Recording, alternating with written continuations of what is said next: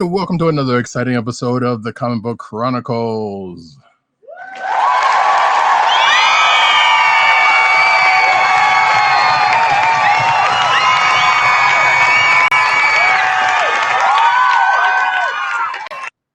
I totally was going to start off in a totally different way, but then I realized, like, right as I was going live, to where we will get into that thing later on, and I was embarrassed. So, I am your host, Roddykat. You can find me at Roddykat on Twitter. You can also find me at News Nerds Need on Twitter. You can also find me at CBCaps on Instagram.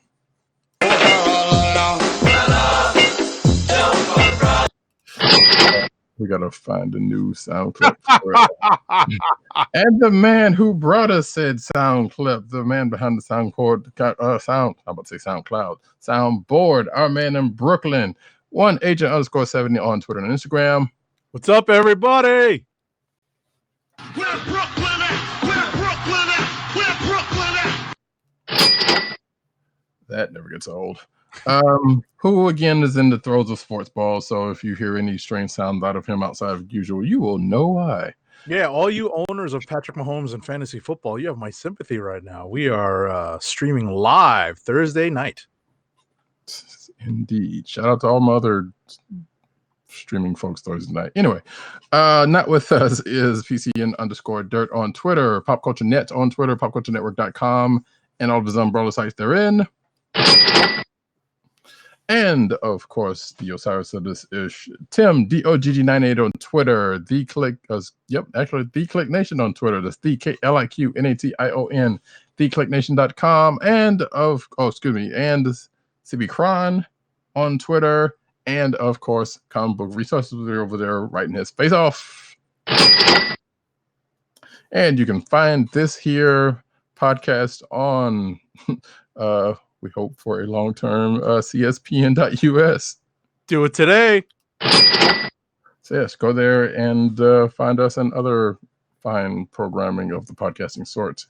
You can also find this podcast on Google Play and Apple iTunes, aka Apple Podcasts. I don't know if they're still calling that iTunes. There's a big thing around that right now, but hey, whatever. You know what I'm talking about. Spotify and the Cold Slither Podcast Network's SoundCloud page. And without further ado, we shall get into the books of the week, starting with X-Men #1. The reign of Hickman has started in earnest. Right. And essentially, this #1 issue kind of presumes you've read all of House of X and Powers of 10. And if you haven't, what is wrong with you? Because it literally picks up right where we left off in those two twin miniseries. So it serves as a decent jumping on point for a brand new reader who's completely despite what Roddykat said, there's always going to be somebody that doesn't read those precursor miniseries and once they pick up a #1. I mean, but also those people are probably not caring that much about X-Men to read it. I would suspect. That's true enough, given the reception that the two miniseries received. But in any event, Hickman does do a decent amount of setup in this. He does establish kind of the status quo for the X-Men, but we also dive right into the action, which, as I mentioned before, is a direct continuation of the events in the House of X and Powers of 10 miniseries. Right, we're pretty much seeing the aftermath of a particular mission from that miniseries, and I didn't think about it until that pattern was like, oh right, this is the end of that mission from the other side of the coin, which was interesting to see. But it also sets up something that's clearly going to be brought up, probably within this arc, within the next two arcs. I know Hickman, I think he said that up until issue 12 seems like it's going to be out on time, like it's supposed to. So I'm assuming that's probably inferring something else also with the other slate of books that are coming. I gotcha. I was about to say that's also a direct shot at Doomsday Clock. Oh no, shots fired! That will be very fun if it actually is that. I'm just joking, but it's kind of. You might. I mean, hey, you may or may not be joking. Like, we don't know. Like I doubt. Yeah, despite the fact that I'm joking, we don't know, right? Right. Yeah. Like I seriously don't think Hickman's worried about Doomsday Clock at this or any particular moment. But that would be some funny mess if it was. Oh man. Shot. But yeah, so that being the case, this first issue pretty much starts, you might as well say, I guess, is it year 10, I guess? This is technically year 10, which is the present. Yeah, I believe it's 10, yeah. Yeah. And so this takes place during, like, if you have read House and Powers, then you kind of know this was one of the timelines that was brought up a good bit.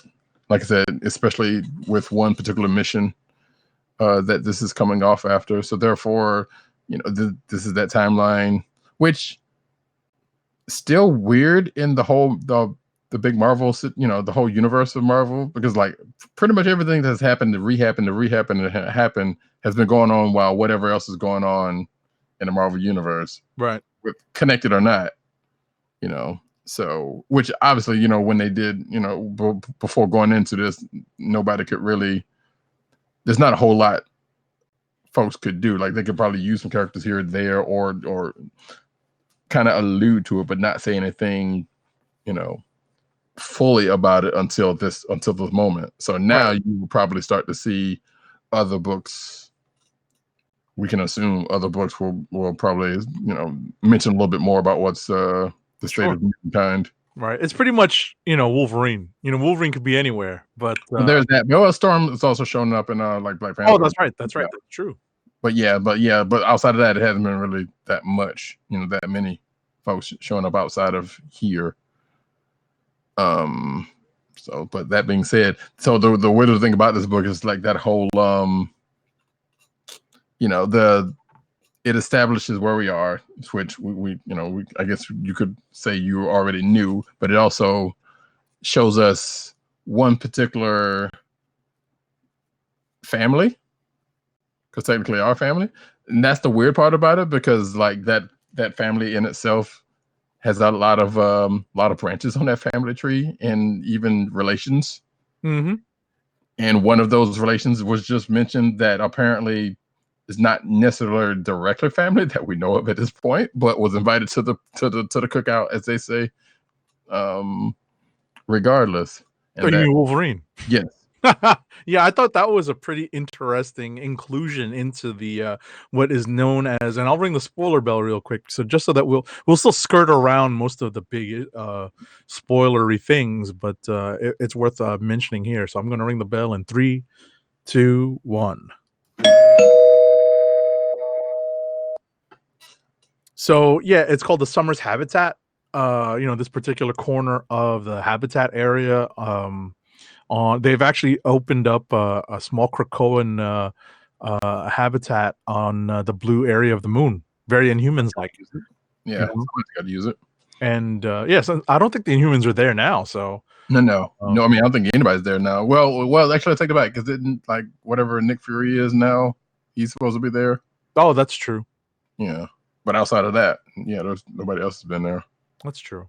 Which also, I see that coming into play. I don't know. It's weird. The X-Men like to put themselves, as much as they try to keep themselves out of harm's way, they put themselves in it just as much, because knowing the other factors that are still in play in the universe at large against them now, that are out in space also, that kind of opens up something, if they ever get found, which I can't see how they right, wouldn't at this point get found, and that's going to get attacked or something at some point. So that's going to be interesting when and or if that should happen to crop up. But yeah, so we see here the Summers have made themselves a house. Specifically, Cyclops have made himself a homestead on the moon, and he and his family, which I guess I totally forgot. Like Polaris was married to Havoc at one time or something. Was that true, or they dated? If I remember, they definitely dated. I don't know if they ever got married. Right. Yeah, I know they were. Remember, I just don't remember. I don't either. Like there's so much happening in the universe, so I don't even know. But regardless, they weren't linked at some point. So Cyclops, Mm-hmm.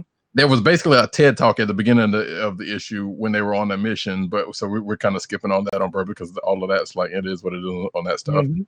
But the real meat of it is in the whole family outing, and we find out the situation about the habitat that's on the moon. As with House of X Powers there's a whole sketch out of the layout and that kind of good stuff. And who lives there, which includes Wolverine, which is weird. So I'm like, so it's basically Scott, Jean, Wolverine, and the various other Submarine Jokers. No Hope though. Oddly enough, like Teen Cable's there, and Right. Rachel. It's there. noted. I was about to say it's noted that there's an empty bedroom, I think, Yes. on one of the data sheets. But what's funny is that the third Summers brother, who's always rumored to be Gambit back in the day, Vulcan is there. Mm-hmm. And I don't recall what's happened to Vulcan since the end of that Shi'ar story when he had taken over the Shi'ar Empire. Right. So it's kind of jarring to read his character being written now. I don't exactly remember what he was like before. So it's really jarring to read what he's like now. Like I don't remember him being like this. Right, and from what I remember from him was probably like from way back when was it not Emperor Down, whatever the X story was, Execution Song was it? Or not that one, no. Regardless, whatever the one that had to deal with him and then finding out about him, I guess. Right. Which none of it, I kind of want to go back and read, but he was kind of pretty. I want to dare say Namor-like, kind of magnanimous. Yeah, he definitely was. I mean, he was definitely along those. He was a big bad guy type, and it seems like they're in the midst of reforming him, or at least appearing to reform him at this point.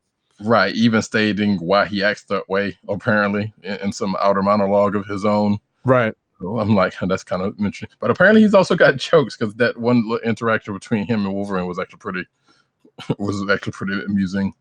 Exactly. That's exactly what I have in front of me now. I had just flipped past it. So, but yeah, so outside of that, that's pretty much the gist of this issue.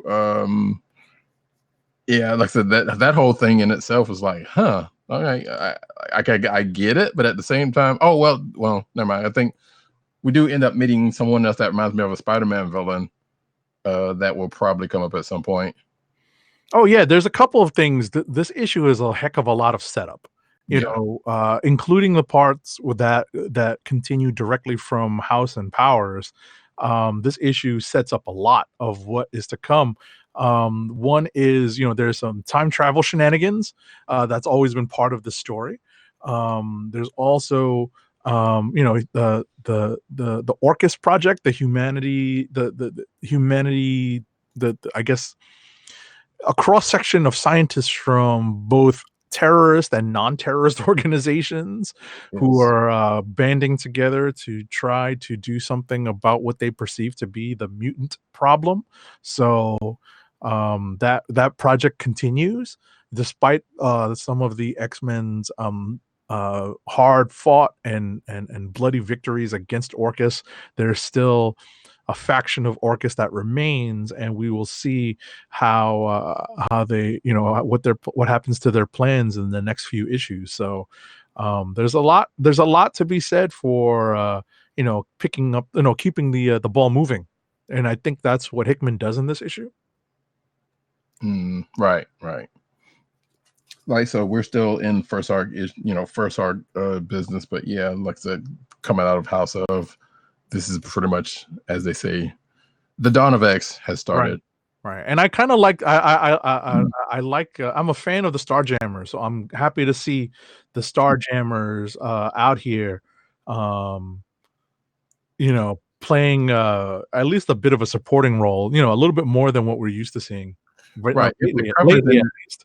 Right. If the cover is any indication, I assume that is this basically group of X-Men is going to be basically mostly Summers. Oh yeah. So yeah, Corsair is going to be somewhere on the periphery. Right. Yeah. As we get as that comes apparent in the midst of the book. Mm-hmm. So yeah, we'll see how that pans out, going forward. Like and I totally can't remember what the next book, but there is, as Hickman has been doing, giving a nice little I don't know if it's a reading order. It's just hey, these books are coming. Like I don't know if these are going to get tied like or that completely tied like House and Powers were. But at the back of the book, we do get like, hey, these books are coming, including next issue somewhere down the line, something like that. It looks like a release order, Right? but it does resemble the reading order that we have been getting for a while. So that's what I'm kind of wondering. It's like that's obviously that's not unintentional, right? But that's also could be like, hey, guess what? X books are coming, so exactly. Just no more than that.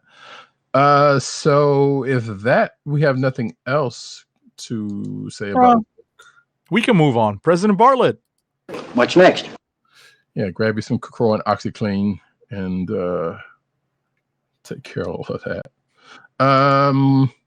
You go ahead and what you all got? right, let's see what you read before I throw out something we read. How about Black Panther and the Agents of Wakanda #2? Sure. All right. So this is the second half of the opening story in this book, which involved Black Panther and the Agents of Wakanda investigating an anomaly in the middle of Oklahoma, and that anomaly turns out to be, spoiler alert, if you didn't read the issue, it's the Sentry. Which I audibly groaned when I saw that. I'm like, oh, really? But apparently, spoiler alert, they seem to have taken care of the problem.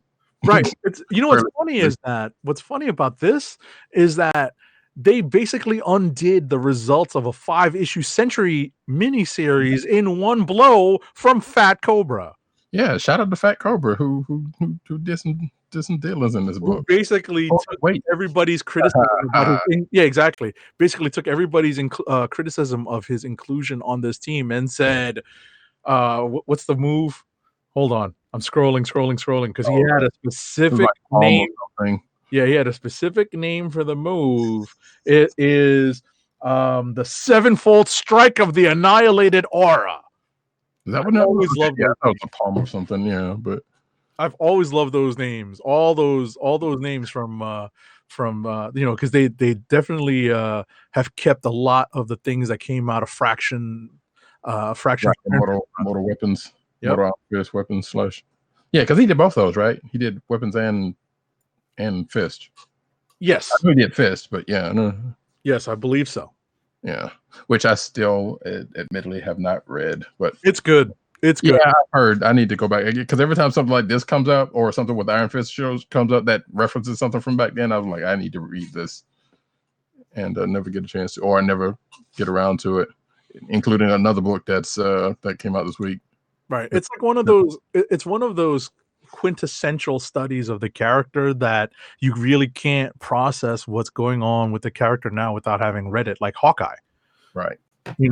Like if you didn't read Fraction and Aja's Hawkeye, it's kind of hard to, right? But it's kind of hard to understand where Hawkeye is now. Right. So, which and Fraction's got a book out this week also that we will be mentioning. Not sure if it's going to go as far as he did with those other two characters, but we'll see. But yeah, outside of that, there's really not much to it. They call in some backup, in the form of a hammer. Mm-hmm. But ultimately, Fat Cobra is the one who gets the last blow in. Right. I was going to say it's an Avengers reference, right? Yep. It's a Avengers movie reference. Yep. So, but it was good. I like I said, I enjoyed reading, and it was like okay, it was like and shout out to Okoye for surviving being impaled. Right, which that was the other thing because I was wondering, like, is that in her mind now, or did that really actually happen? It seemed as though everything was in their mind, so I was like, okay, well, once that got, because I actually thought that too. It was like, wait, she actually got impaled, but then kind of find out no, it looks like it was all in her mind, or apparently, yeah. So because I thought the same thing. I'm like, dang, she G'd up. Oh yeah, exactly. Yeah, no. Fat Cobra's other move was the exploding palm of the Ravenous Redeemer. That's what it was. Yeah. That was the first time he broke out the kung fu. So So it was pretty cool. It's like, yeah. it was even a point of discussion for us as to why Fat Cobra of all people was included, and of course, And now we know. exactly, it's Zub on this, right? Yes. Yeah, now we know why Jim Zub had him specifically placed on this team at the very beginning. Yeah. Which, I'm even without that, I'm sure there would have been at some point, there would have been something, well, like clearly this is why this person on this person not on this team for no apparent reason. And let's face it, Agents of Wakanda have been throwing out some, there's been some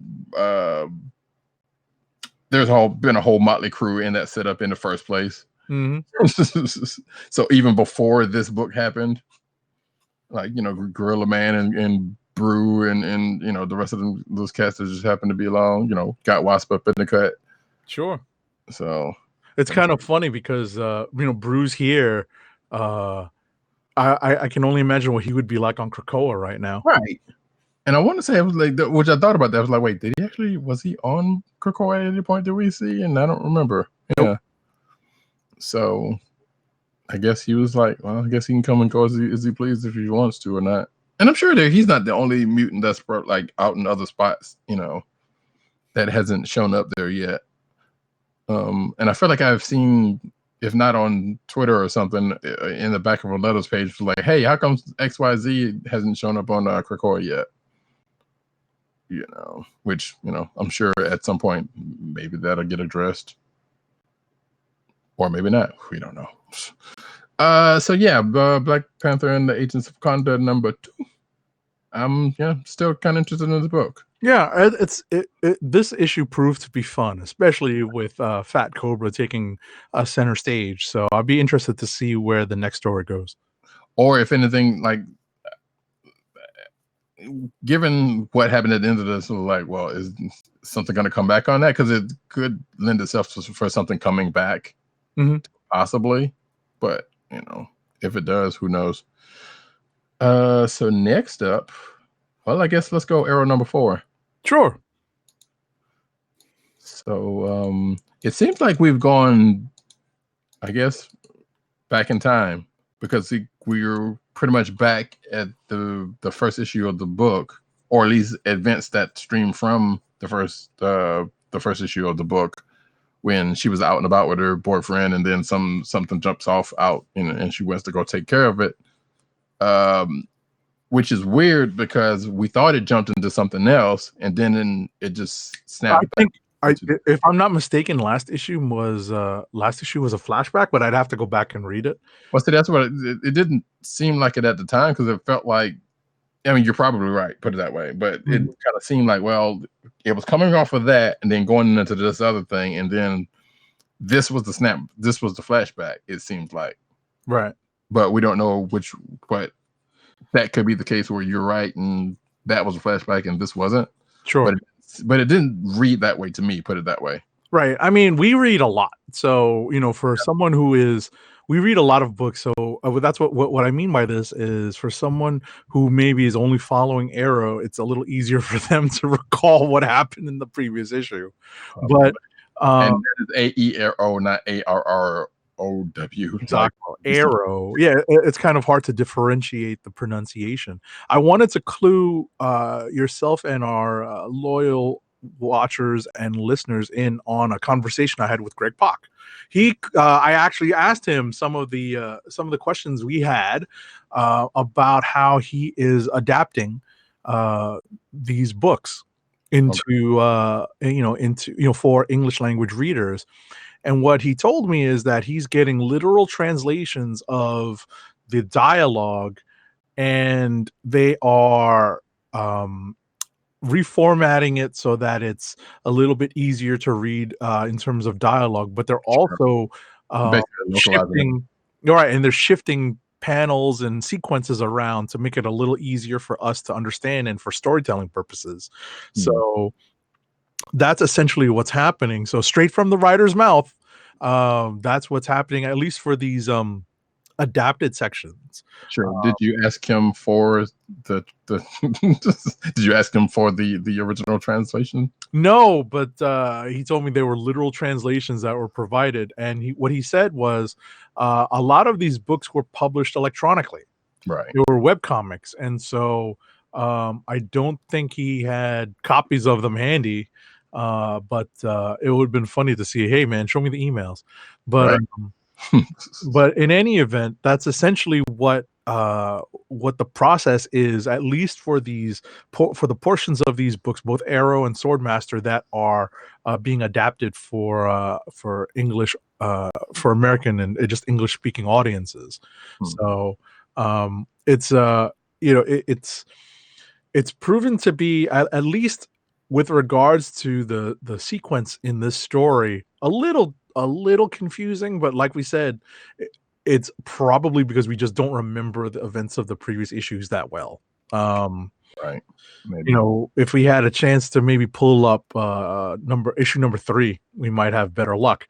But but I'm not going to do that. Right. But in any event, I think this is the stronger of the two series that we've gotten so far, the solo series between this and Swordmaster. And everything from the presentation to the art to the characterization. Yeah, even the backup stories have been pretty good with Pac and Alyssa Wong apparently writing that. Right, and and I didn't want to gloss too far past the main story. I kind of like the whole the crystal creatures that emerged out of that are becoming the next big threat for her to face. It's not just weather related, right? But yeah, jumping to the backup story with but that may or may not have anything to do with that said what we thought to be a flashback or whatever in the last issue or the last couple of issues rather. Right. So, go ahead. But what Roddy was referring to is the backup issue explores Arrow's team up with Wave, the newest Filipino character whose origin is being explored, and we have some news that literally dropped, I believe, today. Yes. That kind of relates to the events that have been happening in these backup issues with Wave, and something we have possibly talked about on this show in the past with another book. Oh, we definitely have. That came out last week, actually. We definitely have. So yeah. But we'll get to that in the news. So stay tuned. Mm-hmm. But yeah, like I said, still like an Arrow for both the main story and the backup story, and it definitely still reads manga-like. Obviously, it's not as heavy is not the word I'm looking for because it's not right. It's not as verbose. Basically. Yeah. There's lots of pretty pictures. There's lots of movement and action. It's definitely a westernized, it's definitely a westernized manga style. Yeah. That way. More comic book like than manga, but still it still reads like that, and it's still pretty good for that. Mm-hmm. I would be interested to see, I don't think I know anybody like this who are heavy manga readers and are comic book fans, pick this up and see what they thought about it. Right, because Roddy may be more of a practiced manga reader than I am, but very light. I mean, I was about to say, if you're very light, I'm lighter than that apparently. So. So, but yeah, there's a couple of them that I've read in the past, and a couple of them I actually want to read because now they're they sell them a lot on Comixology in a couple places. I've been wanting to, but anyway, that's neither there at that point. So all right, that's Arrow number 4. Yep. You want to hit up the next one? What's next? Let's see here. How about we actually don't have as many books in common this week, so let's pull out the last, because we usually have a good half our list is usually the same books. Yeah, let's pull out the last of them. Guardians of the Galaxy number 10. Yeah. All right. And then I guess we can just sort of go rapid through all of our other books. Oh yeah. Let's see. So yeah, we basically find out how young Magus, Magus, I think it's Magus. yeah, came to this point, which ends up being a slightly disturbing disturbing to, which is weird because it's kind of disturbing to the one person who you would think wouldn't be disturbed by something like that, and that would be Moondragon, especially given her past. Mm-hmm. But she was like, are we okay with this? Because XYZ, and we find out about the other person that has recently come back, and apparently, you may or may not know this. This came out of Infinity Wars. Yes. So I did not read Infinity Wars, but I did happen to read something recently about this particular character. Because I think, matter of fact, after last issue, I went back and read on what happened to this character. And I'm like, okay, sure. And that character we are talking about is Drax, who is now back, I guess. But it's OG Drax, not right, sort of. Right. Yeah, not the new movie-ish version Drax. Who apparently, I'll just go ahead and say it now because I don't know who read, got split apart with in Infinity Wars with his human half and the old Drax, which somehow came back to this. At that part, I'm still not sure how that happened, but like I said, he got split apart, and I guess people thought he was dead, and one part's living someplace else, and one part's they were split up in two different places, and they were there, and now this one's back for some other reasons, and brought friends along with them. Yeah, pretty much. And is now working for the church, or the church is working for him. We still don't know if that is clear, but apparently he's doing the role that Magus would have done in this place. And the church is referring to as the Universal Church of Truth, the big galactic church. Yes. That has constantly been a thorn in several heroes' sides over the past several years in the Marvel Universe. Or you can take any church for that. I'm just kidding. But I was about to say I'm ducking and covering because that lightning strike will travel through the electrical system. I'm good, baby. You know what I'm saying?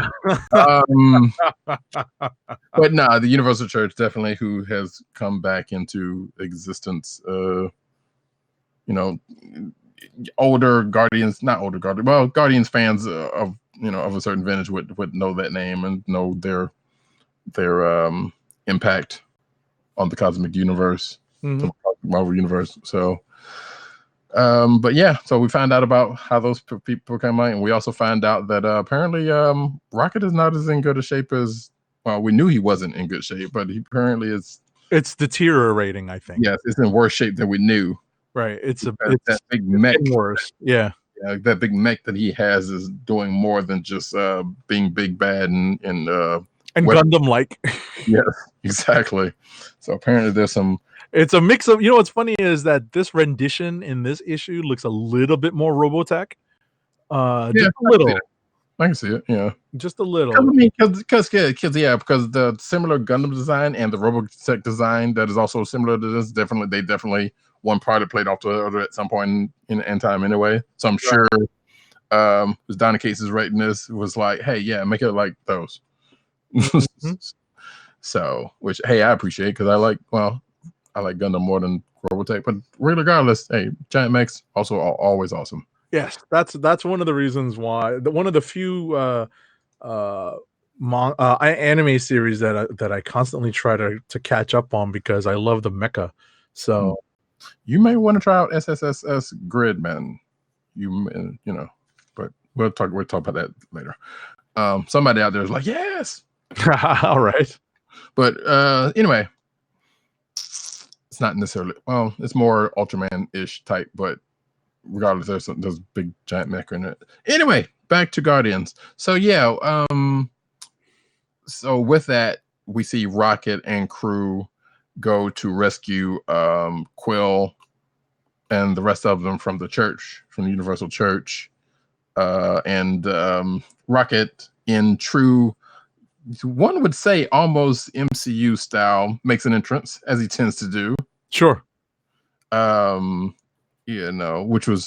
like the kind of. I don't think he ever did that in the MCU like this, but nevertheless, there were still shades of, especially how he was talking. Mm-hmm. Kind of reminded me of that, and the interest was grand as it tended to be. So there was a showdown between Rocket and crew and the church and the Draxes that are coming up in the next issue, along with young mages. Yeah, this was a nice. This issue did a very good job of moving things along.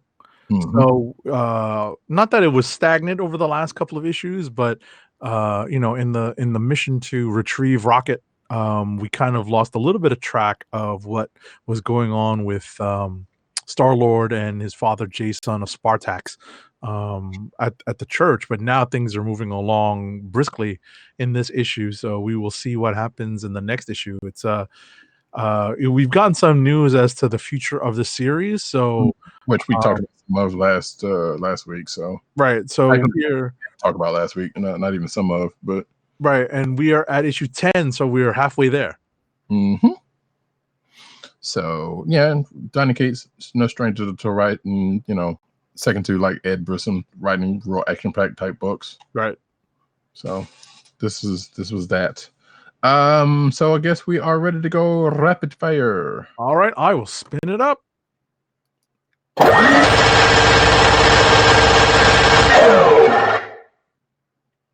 All righty. You want to lead off, or you want me to? Sure, I'll do it. Contagion number 3. Speaking of Ed Brisson, this is basically the Marvel zombie-ish like book, not unlike Deceased. For the distinguished competition. So the long and the short of it is Danny tells Jessica Jones about what happened to Luke, and she threatens him because because Danny's a screw up. And then she goes off with Pi to go and see Luke, and they run into, of all folks, the Tracksuit Mafia. Which I was like, really? Like, I hadn't seen them since. Speaking of Fraction's run of Hawkeye, I hadn't seen them since then. Well, they may have. They probably have popped up since. Right. So runs into them, and they take care of that, and then they see about Luke, and then a bunch of other street level heroes and anti-heroes show up. Most notably, ones you would expect to show up at something like this. Because I think Brisson and folks said that this was going to be like a street level event anyway. And on the other side of it, like the Avengers are around, but they're kind of running back up, and because they don't, this all started with Ben Grimm and the Fantastic Four, who most of the Fantastic Four got consumed, I guess you could say, by this fungus thing, which apparently is a real thing, as we will find out later on in the news. So Ben Grimm being the bigger of the heroes in this book, and the rest of the street level, because like most of the bigger level folks, like Doctor Strange and stuff, got taken out, and Danny ends up going to another throwback to David F. Walker and Sanford Green's Power Man and Iron Fist book, which was funny, for some magic help, was it the whatchamacallit, it was a Hispanic character, right? Yeah. Latino character. Magico. Yep. What was his name? Senor Magico. Oh my gosh, he's back. That's so funny. So he's back and still has a grudge with the Doctor Strange apparently, but he helps out in his own little way, and still as surly as he ever was in that book, which is also funny. I'm like, I didn't think anybody else was actually going to use that character. So that was kind of funny to see. So shout out to Ed Brisson for that, I guess. But yeah, outside of that, like I said, we get kind of more on that stuff, and let's wait. Sooner or later, we'll get a Marvel Legends. But anyway, that will be some funny mess if we end up doing that. And so yeah, like I said, outside of that, a whole bunch of other a good load of other street level characters end up showing up. And at the end, there's even though some folks think that the problem is solved, the problem is still kind of floating around and making trouble for the Wrecking Crew, who just happens to show up in this at the end. Let's see. Transformers number 13. So last issue, Megatron unveiled the new Ascenticons symbol, which is, as I said then, the very, very, very familiar symbol that we know them under another name for. In this issue, we see folks get branded with said new symbol, including one Bumblebee, who was apparently undercover, and not very well undercover because he's not, he's supposed to be stealthily working his way around, and he's not doing all that great in some cases. But there's some things going on, within the Ascenticons and on the bigger picture, which I know Megatron, who has not shown up in this issue, has something to do with. But and we also see Sentinel Prime, who's like the head of the Autobots, or basically the head of Cybertron, get filled into what's going on, and that causes more chaos because he wants some heads busted. But yeah, this is starting to cement more as to where this book is taking place, because it kind of took me a minute to try to figure out whether it was indeed in the past or if it was like some alternate some retelling, or like a after the last set of books. Mm-hmm. But it seems to be more apparent given the last few issues, and like I said, a very familiar symbol showing up for the groups. Let's see, Teen Titans number 35. So Roundhouse, we found out that Roundhouse did a heel turn, but yeah, I'm using a wrestling term, folks. So just savor that one for a second. And apparently it's because of, in his origin story, it has to do with his sister who meant everything for him. And apparently Robin had something to do with him becoming Roundhouse in the first place, unknowingly. But he also did it because, I guess he caught wind of what Robin is doing now that wasn't any different from the old stuff he was doing. And unfortunately, he was trying to make a point and hurt Robin, but he ended up doing something with one of the other Teen Titans, which caused a series of events. And by the way, it's a year of the villain crossover, which that comes into play near the end-ish. And someone who they've tussled with previously has come back for revenge or whatever case may be. Superman's pal, Jimmy Olsen, number 4. Speaking of Matt Fraction, this is Matt Fraction's maxi series that he's writing. It's still pretty good. I enjoy Fraction. When he gets to be fractioning.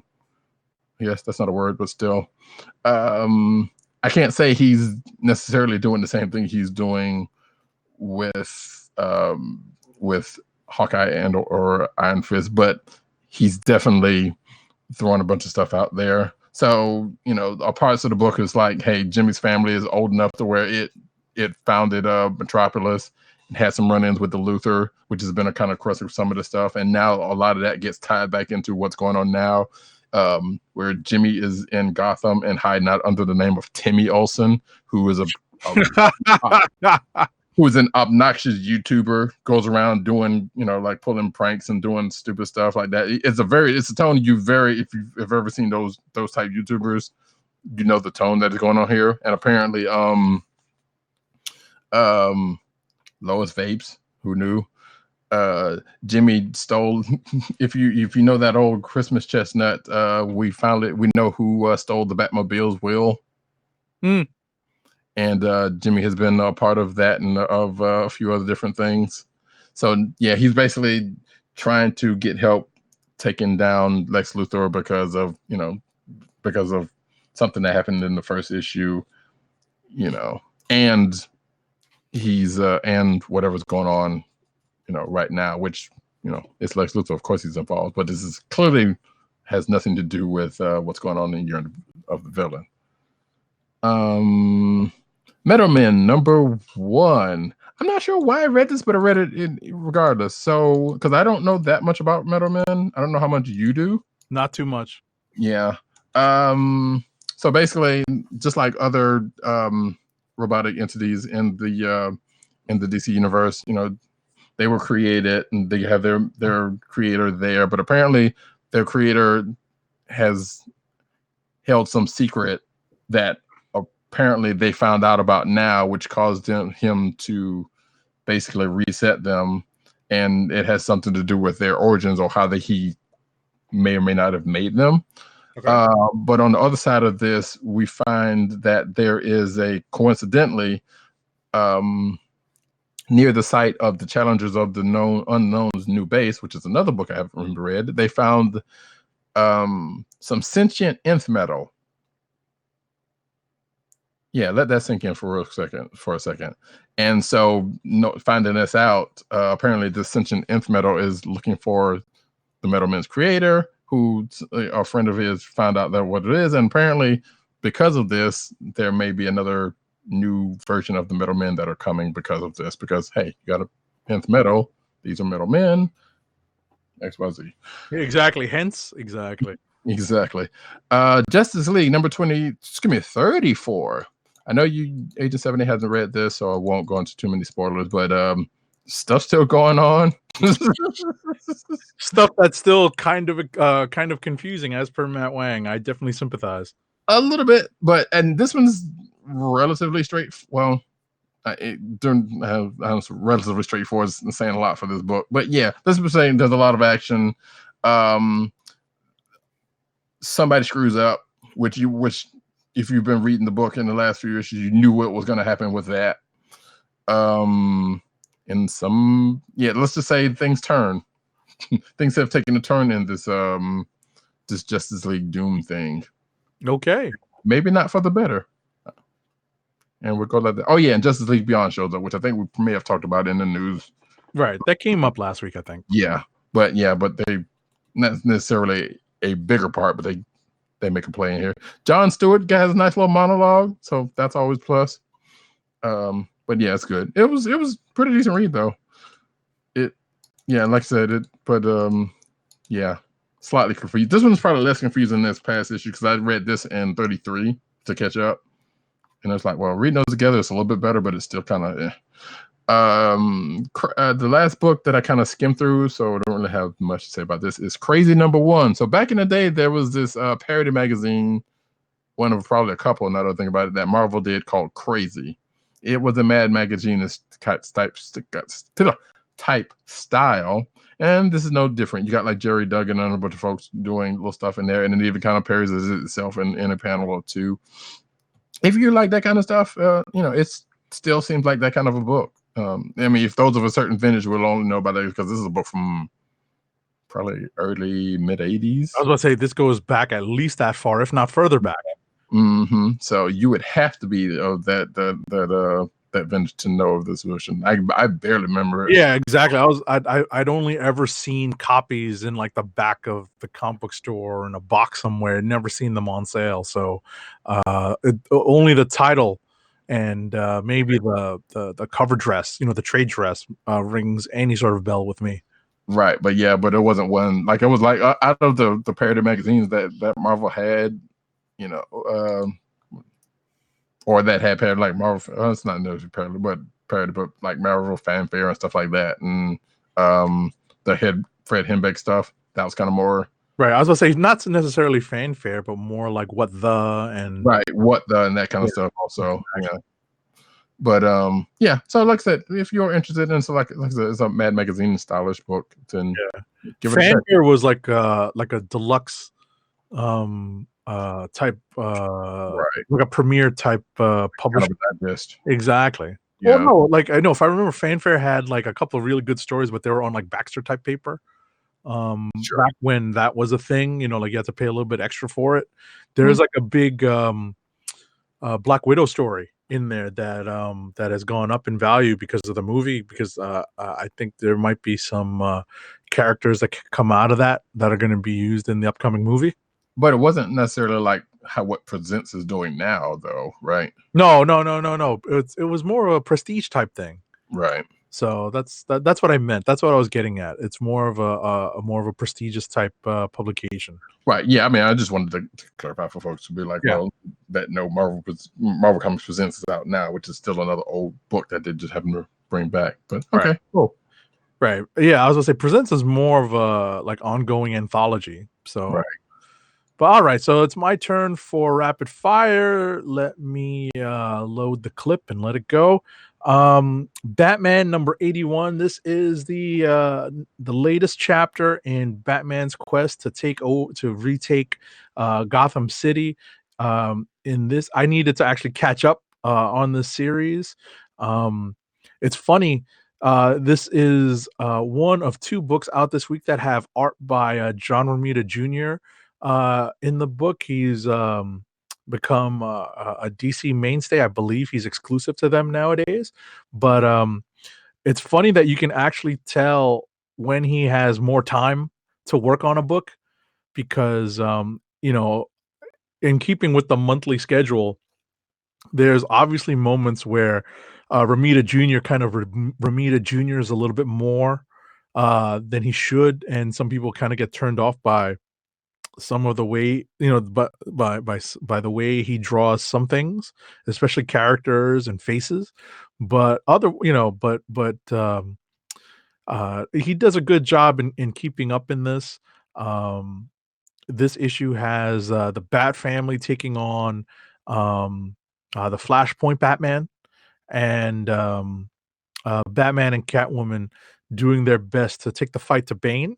So that is the latest update on Batman. King's run on this book will end in 4 issues, so not much longer. Captain. We got kind of sort of some news on that later in the thing, which is less news than you would think. Okay. Captain America number 15. So in this issue, we have Cap and the Daughters of Liberty, continuing their fight against the latest incarnation of the Watchdogs, and it's pretty fun. It is an interesting read, to say the least, because there is some intrigue behind the daughters. They are keeping something from Cap. We know what it is. The readers know what it is, but Cap is going to be slowly led down this path to figure out who is the.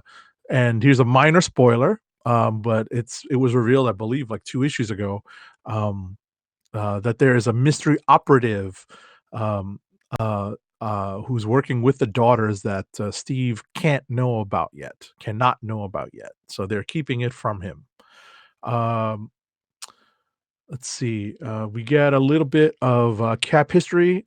Bernie Rosenthal, his ex-flame and current lawyer, makes an appearance. And we also get the return of... What was that? So, wow, that's a pull. Well, remember what I've said about Coates's work on Cap so far. Sure. He is mining several sections of the Grunwald run from the late 80s and early 90s. Well, mostly the late 80s, because this is like pre-Streets of Poison. This is definitely John Walker era Cap. Yeah, right? So... But but just before, like right around the time of that character's introduction and just before, we're getting a lot of callbacks. And one character who is revealed in this issue, one villain who has been used a couple of times, and that's a big hint. One villain who has been used a couple of times since then was introduced in that era of Captain America. So I forget what his trademark phrase was, but he did have a phrase. So that is a big hint. Sure? Yeah. So... Oh no, I was joking. Yeah, so that character is back. Like I said, Coates is mining that era and bringing it all back and putting his spin on it. So the good part about that is, like, I was thinking about, especially with some news that we'll have that we've already kind of touched on. I'm like, I wonder where they're going to bring that back. And sure enough, you well, yeah, exactly. I mean, like we've been kind of going in that direction. I was not surprised in the least, simply because we're of a certain vintage, that we're familiar with the era that Coates is mining from. Right. So, and other books for events. Right. So, knowing our Marvel history, we're like, oh, okay, that's where this is going. So, all right. Captain Marvel number 11. So this is the finale of the story involving Star, and Captain Marvel has to um, defeat Star in a relatively unique way, but she also does it on camera. And a lot of the bad press that she had gotten in recent times may be turning in her favor because of the way that Cap takes down the Star character. But at the end of this book, the Star character, who is going to be leading her own series, that's part of the news that's going to be Yeah, apparently they're trying to make her a thing. right. And one of the reasons why they're going to make her a thing comes out of Infinity Wars. Yep. So that's that. Let's see what's next. You read that, did you not? Or No, I did not suspect it at all. no. I mean, no. Did you read Infinity Wars? I can't remember if you did or not. I did. So, but it wasn't good. So I'm just being, that just being Yeah, straightforward. yeah. So it wasn't good, and I understood what they were doing in trying to forward the story. There's only so many times that you can go after the stones, so they kind of changed that up a little bit and modified it, and now I don't know if you want to know what the gist of the story was, but we kind of got a little bit with what was the story with Wolverine and the Time Bat and Loki? Okay, I remember that stuff coming up, but I don't. Yeah, It's related to that. sure. It's Okay. related to that. Alrighty, next up is Spider-Man #2. This is the second part of the J.J. Abrams and Henry Abrams scripted book with art by Sarah Pichelli. This is an alternate, I hope, future for Peter Parker. Pretty sure it is. And it's another way of it's another way of redoing the Peter Parker origin and altering it somewhat. My understanding is that this is Henry Abrams's idea, and this is JJ kind of helping it along and giving it a fuller form. And But lens flare. I'm sorry? And lens flare.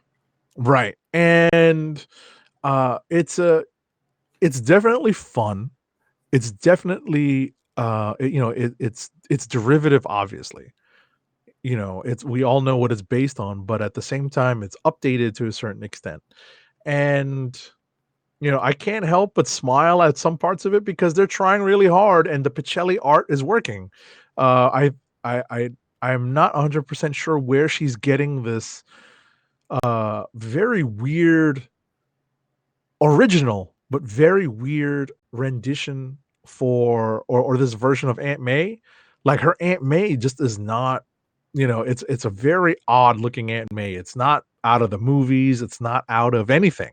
Could it be an amalgamation of, say, movie and comics, maybe? I guess, if you're gonna do this, you might as well go Marissa Tomei.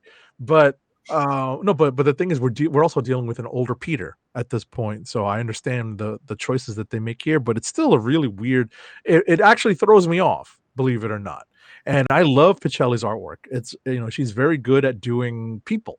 She's very good at doing faces, and that's one of the things that kind of throws me in this. I'm still very critical of the coloring in this. It's not as bad as the first issue, though.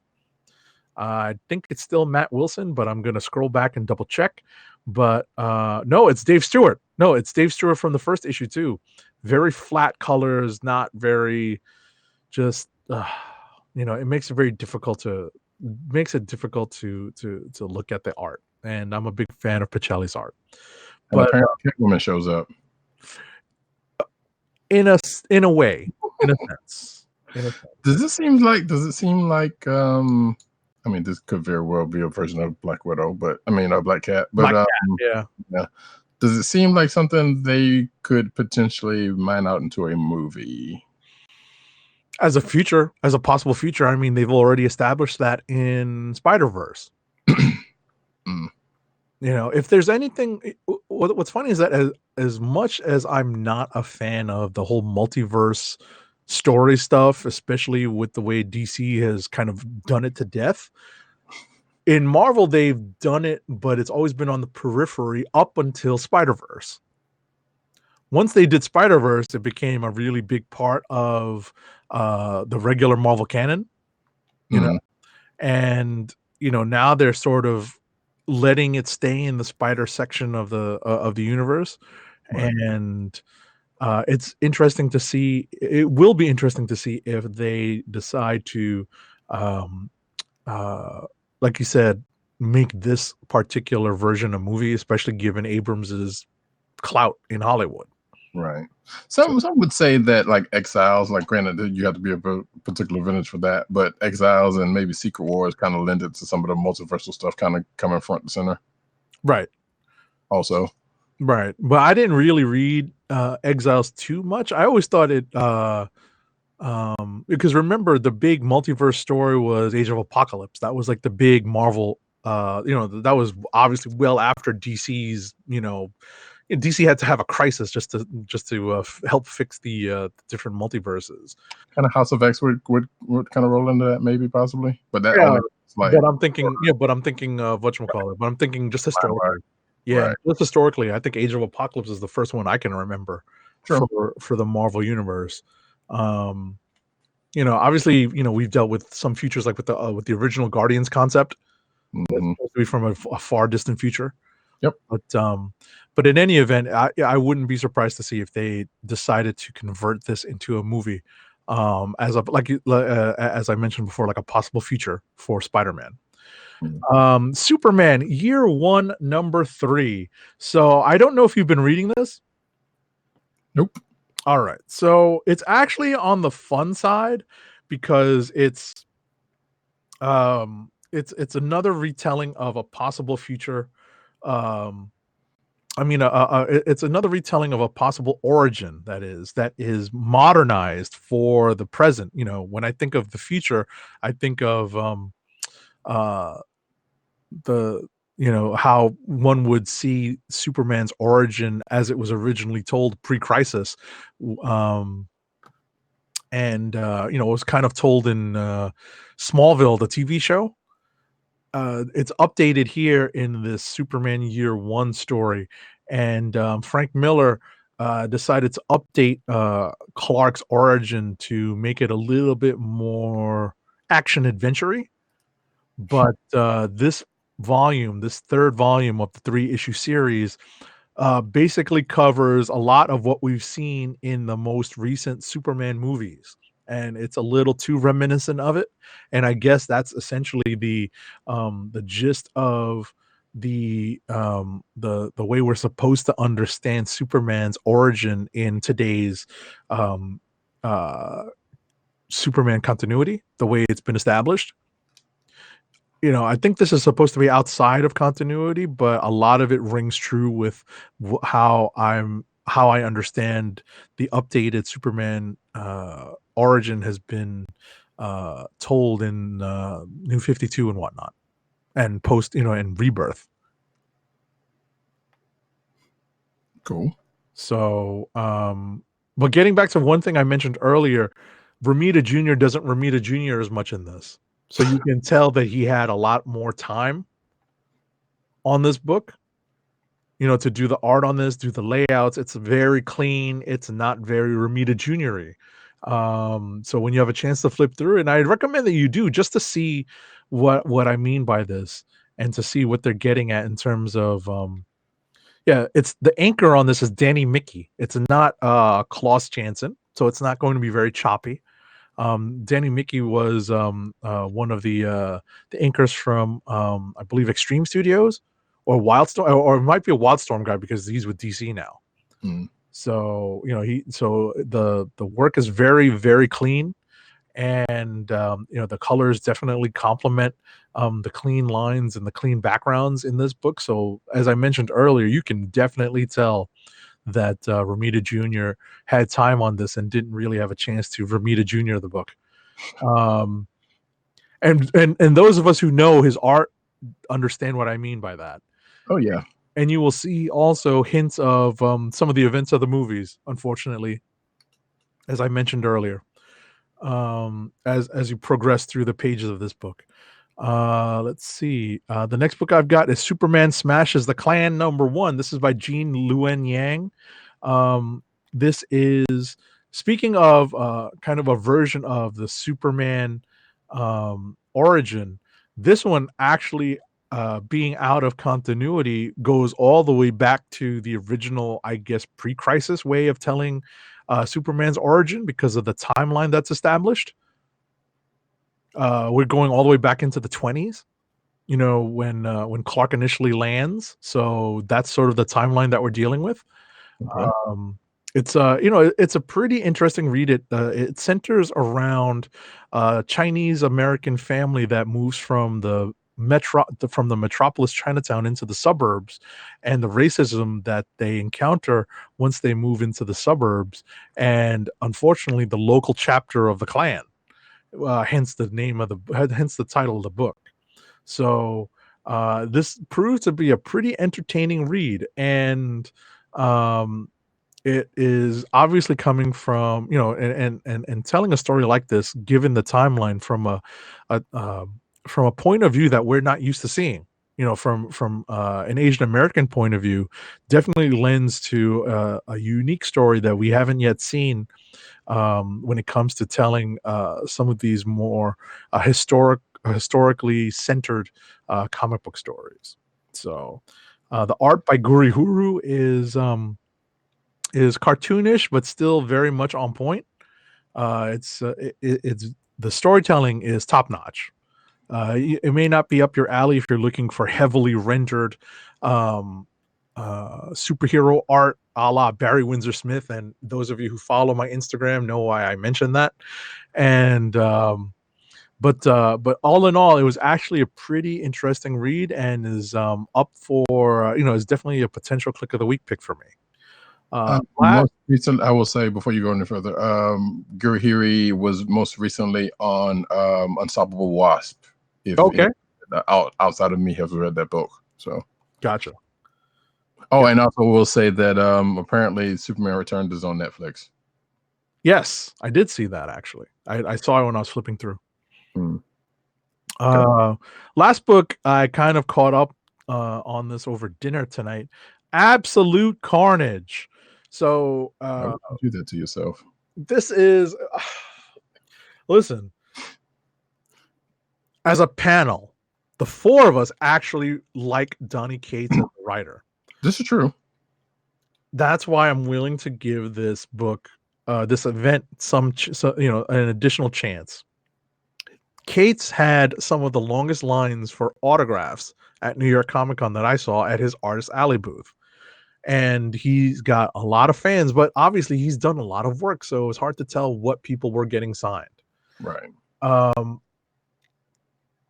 Former guest of the show, Donny Cates, by the way. It's true.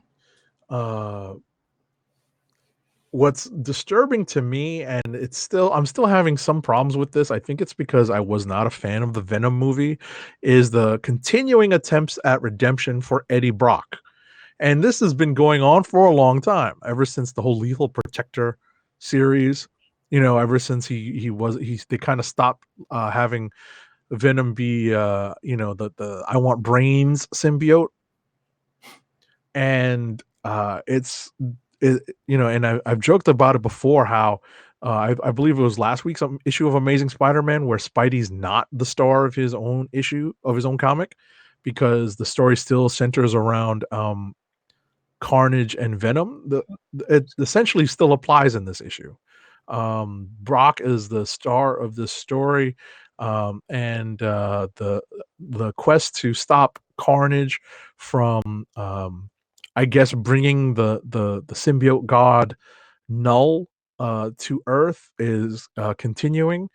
Something happens in this issue where the Venom symbiote is taken off of the Hulk of all characters, but something happens so that Brock is not left completely defenseless at the end of the issue. So I don't want to spoil the entire thing, but ultimately, for fans of Venom, I know that Cates has converted a vast number into a vast number of folks into fans who are picking up that Venom series. If you're a fan of that Venom series, you're going to enjoy this issue. And I think, do you happen to know how many issues there are in this limited series? No, because there's like I was gonna ask you, have you been reading like the side stuff? I want to say it's might be 6, but I'm not entirely sure. Not really. Not really. I can find out real quick. Yeah, I mean, this is issue 4, so there's not going to be too much left. Yeah, because like I said, yeah, and there's been like a good clump of side stuff, including one with Miles that Solid and Ahmed wrote, and the Immortal Hulk and stuff like that. Like there's been one or two of those I've been reading because they've kind of touched on the main books. Mm-hmm. But outside okay, it's 5. Oh, okay, so this is the penultimate issue. We have one more. And I don't remember what episode that Donny Cates was on, but I'm fairly certain that was before he started getting a whole lot of work. I mean, not necessarily. Well, he was getting work then, but what I'm saying, like before he. Well, he blew up with Thanos, right? So I want to say, we caught him early. I'm just kidding. Because of us. That's all I'm saying. Exactly. That's not true, but hey, I'm gonna take exactly. No, we definitely caught him on the way up. So yes, but but we'll see if we can. We'll see if he big times us if we reach out. If we reach out to him now, right? I know, right? Next time we see him out, or not see him out, but if we run into him at someplace and we're like, I didn't have a chance. What's funny is that I really should have gone up to speak. This year I didn't have a chance to. When I walked by, the lines are setting up, but he wasn't at his table yet, so I just kind of moved on. And I also didn't want to annoy all the people who were waiting online for his autograph. Right. You're like, who is this loser chit-chatting? He's not press. He's not even an artist. He's both. So exactly. All right. So that is it for me. So I guess we are up to clicks of the week. And we already have 2 from our Earthwild comrades out there doing whatever in the world they're doing. We'll back it up for a second. From Tim, Spider-Man #2. Surprise. Yeah, apparently he seems to be a fan, whereas Agent 70, and I don't even care. Right. Well, let me phrase it. Agent 70 cares less, and I don't care at all. There we go. That's better. Exactly. And for Dirt, cult classic, creature feature #1, and he says, imagine a so bad it's good B movie on late night cable TV in the 80s. Those of a certain vintage realize that yes, the cable started in the 80s. And he also says Stranger Things meets Slugs, which I only get one of the 2 references. I get both of those references, and I'm not sure if I like that mix or not. Granted, I've not watched Stranger Things, but Slugs I do know of. I've watched Stranger Things, and I'm trying to figure out what that Slugs movie might be about. So. If I remember correctly, that's like one of those old like 80s, 90s, like not like Creep Show, but like not Scanners, but kind of along that line in quality. Right. Munchies probably would be another. That's probably yeah. Munchies is a big pull, but it is a deep cut. But whatever, it's kind of along those lines, if I remember correctly. But yeah, so that's it for them 2. All right, for you, I've got a pick. I think I'm going to side at least with Tim Dog 98 in this regard. I think we were both underwhelmed by X-Men #1 this week, simply because it didn't really start as a big, kind of launch into a new mystery or a new status quo. It was pretty much another chapter of House of X Powers of 10, or as fans at the Dawn of X panel stated, Hawks and Pox, or Hawks Pox. Yes. I'm actually going to go with Superman Smashes the Clan #1 by Jean Luen Yang and Guri Huru. Okay. Sounds good. Yeah, DC book. That doesn't happen often with me. Not very often. well, I was about to say, yeah, it's Mr. Miracles and Exactly. It's been a long time since Mr. Miracle ended. or well, actually, I don't think you did too much on metal either. But for myself, I am actually going to go with Guardians of the Galaxy number 10. So this was I enjoyed that book enough. I actually did like XMen for what it was, but I'm not also the one who, and I'm not saying that y'all do expect action out the gate or whatever the case may be or something like that, but it started doing what it said on do. It was just kind of like, okay, well, here's the call, and surely it was going to get to the, which is kind of rare for an X book, because usually they would have gone, back in the day, they would have been like, okay, hey, we introduced a team, they put them together, and then bam, they got a baddie they got to go after, which they kind of did in the beginning of it, but it's more like cleanup and not necessarily them starting in a thing. So. And that, folks, is the clicks of the week. Can we get an ad, please? All right. Our first ad read of the night is for Busted Tees. This episode of the Comic Book Chronicles is sponsored by Busted Tees, your home for funny, awesome, cool t-shirts that are sure to get your friends' attention. Busted Tees puts many of their popular shirt designs on sale each week. Choose from several eye-catching t-shirts inspired by pop culture. Cleverly themed t-shirts inspired by movies, video games, TV shows, comic books, and geek culture, and much, much more are on sale. To help keep our podcasts free, order from Busted Tees by going to cspn.us. That's cspn.us. Then click on the Keep Our Podcasts Free link at the top of the page. Click on the Busted Tees banner and then shop for awesome t-shirts. Busted Tees through cspn.us. Do it today. Now we get into the news.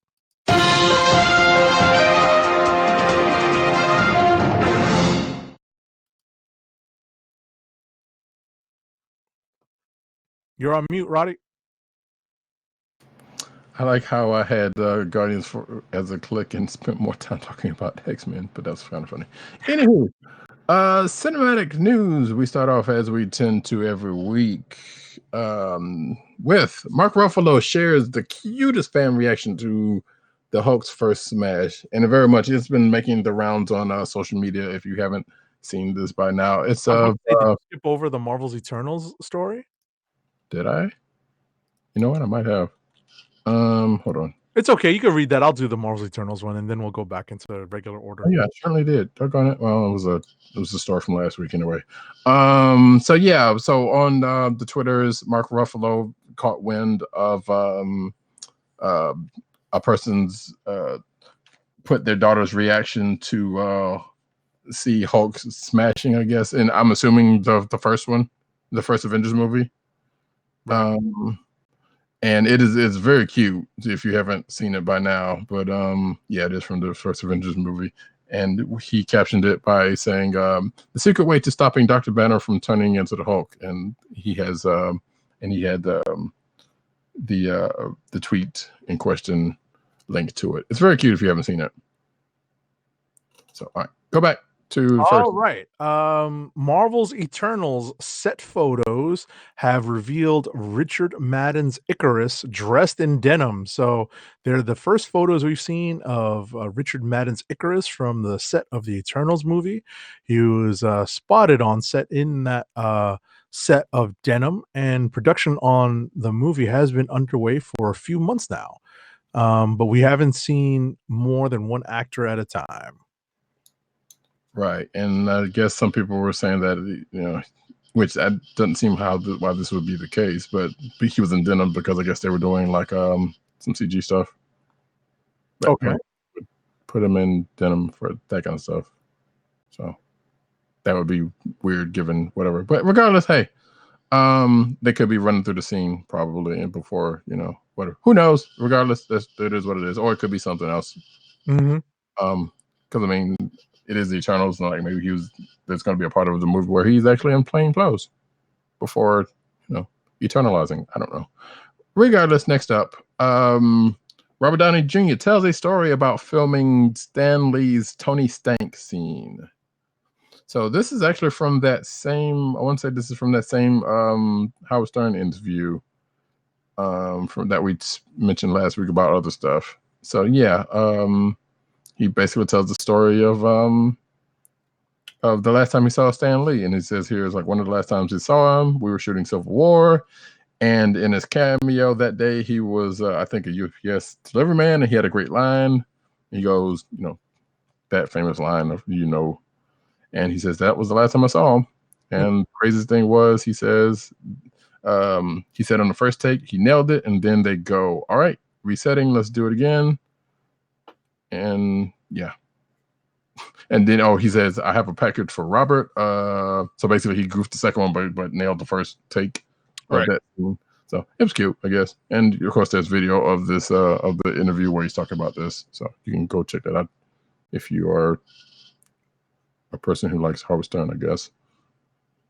Moving on. We've heard this before. There have been stories about Gwyneth Paltrow not knowing that she's appeared in movies with some of her Marvel co-stars. Specifically, she didn't know that she was in Far From Home, and she didn't recognize Bucky Barnes from A Hole in the Wall, apparently.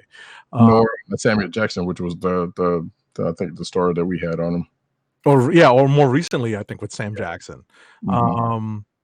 But while speaking to the Elle magazine about a role in the Politician movie on Netflix, Paltrow explained that she doesn't read too much stuff because it's confusing and there's a lot of Marvel movies. And to be honest, she hasn't seen very many of them. It's really stupid, and she apologizes, but she's a 47-year-old mother. So, I mean, one way or another, I don't think it really mattered or cared, but right. But it's kind of funny that especially I sympathize with her about the Far From Home, because obviously a cameo appearance when she's probably filming Endgame at the same time, it's kind of difficult to remember. But sure. And the way they kind of obscure some of that Marvel filming, it's sure. Right, but if you're not watching it, then you don't know. So right. So hey, she got the check though. Anyway. We were all surprised to see her at the end of Far From Home. Let's be honest. Yeah. Kind of. Wait. Actually, I still don't remember. You know what? Whatever. I hadn't seen it in a minute. No, when they're presenting the Spider-Man suit, the Iron Spider, they're presenting it, and Peters is like, "Nah, no thanks. I'm gonna stick to being a friendly neighborhood Spider-Man." And it's implied that that was Far From Home. Yeah. Sure, that was the end of Far From Home. Homecoming? Oh, Homecoming. I'm sorry. Homecoming. I confused Far From Home with movies. That's the more recent one. That's right. Homecoming. I apologize. Homecoming, not Far From Home. Yeah, it's all good. We're all waiting for the next home-related title for Spider-Man to continue to mess us all up, right? Or something. Yeah. Well, now that we know there probably will be one, we'll see how that rolls. Exactly. WandaVision casting calls. You just skipped over everybody who knew. Did I? What yep. Am I coming? There's a lot of news, folks. Yeah. Everybody who knew Captain America's time travel secret, and actually I didn't. I meant to read this one. So this is a speculation piece. It seems like. And actually there was a reason why I brought this up. Another thing I did kind of gloss through this. So basically. This article speculates everybody who may or may not have known that Steve went back through time. He's saying, or the article, the author is saying that basically Peggy probably knew, but then she goes into saying that Bucky and Sam found out later, which I think Bucky knew. I'm going to go ahead and stress that right now. Mm-hmm. Bucky knew. Because there's no way in the world he would have reacted the way he did at the end of Endgame, like all nonchalantly, if he did not know. And plus it's his best friend. He would have been running over there to him, if that was the case. But It was Sam that went over. He just tapped Sam and was like, "Hey, go over there." So he had to know. There's no way he didn't. But regardless, this article kind of speculates as to who may or may not have known. So, like I said, it was Peggy Carter and possibly Nick Fury probably ran into him at some point, which is probably valid. Okay. Next. All right, next up, a new rumor based on a recent casting call suggests that 2 key young Avengers may play a role in the upcoming Disney Plus series WandaVision. The rumor is that the children of the Vision and Scarlet Witch may be key parts of the series, and we know which 2 young Avengers those characters become. So we'll leave it at that. Yeah, sure. And boy, every time I see who's going to be in this is a weird mix up of various other MCU properties. Sure. Why is Darcy there? Right. Or Jimmy Woo for that matter. Yeah. Which, I mean, maybe is it going to be Randall Park? Yes. Yeah. See, what is he doing there? Right. Monica Rambeau. I'm like, huh? Like, granted, I'm happy to see her, but still, I'm like, what? Maybe that's how she gets her powers. Well, that's the speculation. So, yeah. But still, like, why would she be there? And obviously, she would probably be, she'll be grown up, Monica Rambeau, but still, I would kind of hope that they would do Spider-Man's origin. I mean, Spider-Man's Captain Marvel origin some kind of way, but who knows? I doubt it. Oh, you mean Captain Marvel's origin and through Spider-Man? I got or well, yeah, Marvel Monica Rambeau is not Captain Marvel, which is before, right? Confusion goes into that one, but yeah, which came out of Spider-Man. But whatever. Next up, She-Hulk may bring back Betty Ross and Thunderbolt Ross. Well, we've seen Thunderbolt Ross. Well, wait, where have we seen? Oh yeah, we have seen. He's shown up in a. But yeah, he was in Endgame. Right. But no, he was in Infinity War. I'm sorry. Yeah. Well, regardless, it's been still more recent than Betty, who we haven't seen since that second Hulk movie. Right. And apparently the She-Hulk. Since she was left in Rivendell. Oh no! But anyway. Very good. So yeah, we know that She-Hulk is getting a show on Disney Plus, and yeah, so just for some odd reason they may show up there. I mean, it makes sense. I mean, her being, Bruce's cousin, and them two having ties to her through them to him. But we'll see. Next. All right. The newest Marvel Rising special introduces Shuri to the Secret Warriors girl gang. So, it's a great time to be a Shuri fan because after Black Panther made her a household name, she's going to be appearing in Marvel Rising, the animated series that united Spider-Gwen, Squirrel Girl, and Ms. Marvel into a young, hip version of the Secret Warriors. So this is the MCU version where Shuri, or I guess, is labeled the smartest person in the world. I'm like, where's Luna? Or Lunella? They've introduced her, or Riri, but well, but in any event, this is one of the byproducts of the MCU. So it's cool that they're fitting her into this latest version of the Secret Warriors. And while it is kind of a good time to be a Shuri fan, they still canceled her book, so that's a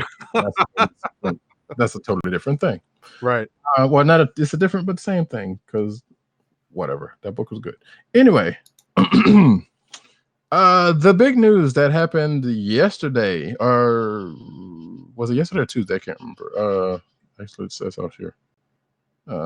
Regardless, we find out that was Monday. I'm sorry. It was earlier this week. Yes. That's right. It was Monday, because I do remember it was like all I remember seeing was a bunch of stuff coming from the Disney Plus account and tracking it back to what happened. So apparently, early Monday morning, the Disney Plus account dropped a whole list of tweets with content that is coming to Disney Plus. That includes movies, animated stuff, and whatnot. Some new stuff, old stuff, and whatever the case may be. It was a lot. It apparently took them 3 hours to do, according to another another article, which I'm not sure why you would do that. But at the same time, you can also schedule tweets if you're using TweetDeck. So I don't know if they did that, but whoever did that was busy that morning. I am not going to go through the whole list, but we've talked about a lot of it that is said to be coming.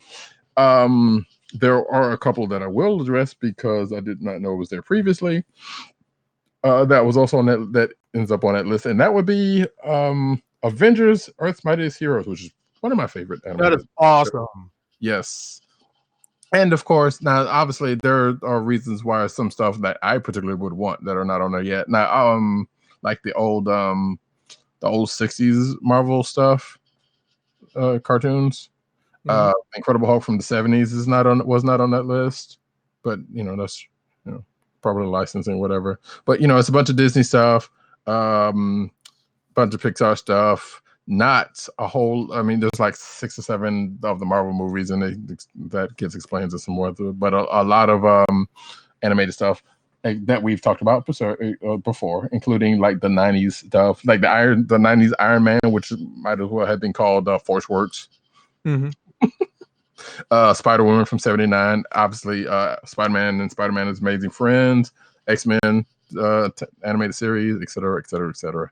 And like I said, it was just a whole bunch of old Disney movies and stuff like that. Like I said, you can go through that DuckTales and the new and old DuckTales and a whole bunch of things. So the value is there if you want it, folks. That's all I can say. So next up. Alrighty. Reviews.org is seeking up to 5 people to watch 30 Disney movies or shows upon the release of Disney Plus, Disney's new streaming service. If you're hired, applicants are going to receive $1,000, a year-long subscription for Disney Plus, and a Disney-themed movie watching kit that includes a blanket, cups, and a popcorn popper. Ooh. Good luck for those who want to enter. Oops, that was that one. So yeah, apparently they'll pay you $1,000 to watch 30 Disney movies in 30 days, which some people will be doing that for funsies. I'm sure. Yeah, I was about to say they can be doing it for free. Yeah, once the service starts. But I'm like, and I saw this, and I'm like, what kind of popcorn popper? Is it an air popper or is it an oil popper? You're going to make a serious consideration of this. I mean, look, hey, $1,000 is more than I got. Exactly. It's definitely something. It's definitely something. But at the same time, it's like, But at the same time, the popcorn popper was because I really like popcorn. So sure. But yeah, so that's the thing. If you're interested, I don't know if they've hired on that, but hey, it's something to look into. Marvel promotes Kevin Feige to Chief Creative Officer because water is wet. Listen, this is big news. It is. I mean, what's funny definitely is. Yeah, what's funny is that you can go through the story because I actually have some questions. Okay, so according to Deadline, Feige will now oversee the creative storytelling direction of not just the movies, but all TV, animation, and publishing efforts. He will remain president of Marvel Studios, Marvel TV, and Marvel Family Entertainment. So basically, he'll be doing the same thing he had been doing, plus some stuff. He will report to the Marvel Entertainment president Dan Buckley. Oh, excuse me. No, Buckley will report to him. Right. He will report to Ike Perlmutter, sadly, who needs to get out of there. Quesada will, they basically go through the hierarchy of that, and to the people under him and who's reporting to who into this. Right, but Feige's basically the studio's man inside publishing. So there's a couple of things that I'm wondering about. One, we know that essentially the TV section, the Marvel TV, has basically been engulfed by Marvel Studios, which is a good thing. So that means we're going to get a much more unified vision about all these characters. And in the wake of the Netflix shows ending, I think the remaining shows, I think they've already acknowledged already in the MCU, Cloak and Dagger and the Runaways. Right. So we're just going to get, if not confirmation, we're going to have the understanding that yes, at some point we may actually see more of an involvement. between those shows and the ones that are going to be on Disney Plus and in the movies. It's the publishing that concerns me, because that's a lot of what we deal with as a show. And knowing that Feige is going to at least be overseeing, he may not have hands-on day-to-day stuff, but he's going to be overseeing and directing direction. He's going to be providing direction and possibly sitting in on those writers' retreats where they set the stage for an entire year's worth of publication at Marvel Comics and create those long crossovers and talk about the directions of the book so that things can be interwoven between stories. And I sincerely hope that he doesn't do too much to imprint. I mean, it's already happened. He doesn't do too much to imprint what's happened in the movies onto the publishing. But I suspect that may be just as much publishing doing that as much as he had any hand in it. I have a strange suspicion. Right, no, but but my point is I don't want him to be heavy-handed about it. I worry about.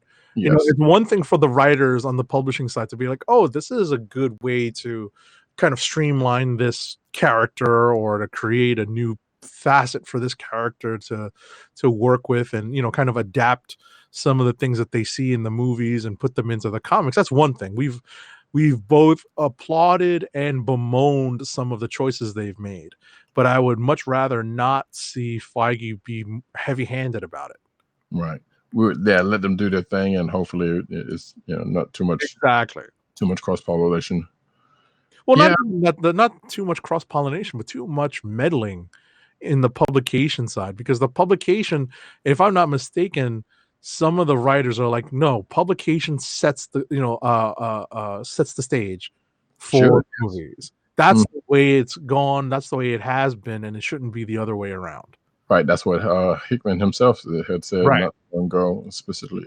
But yeah, like that. Yeah, we will see. Hopefully, he will be hands off with that stuff and just like. So I kind of wonder. You said they would be in the publishing, the retreats. I'm kind of wondering about that. Like maybe they have I don't know if there's going to be like another, like if they have like another top level meeting to say, hey, here's what we're doing down here in publishing, like from that standpoint. But you may or may not be right about that. Right, maybe it's a concern. I'm just mentioning a concern that I had when I read this story.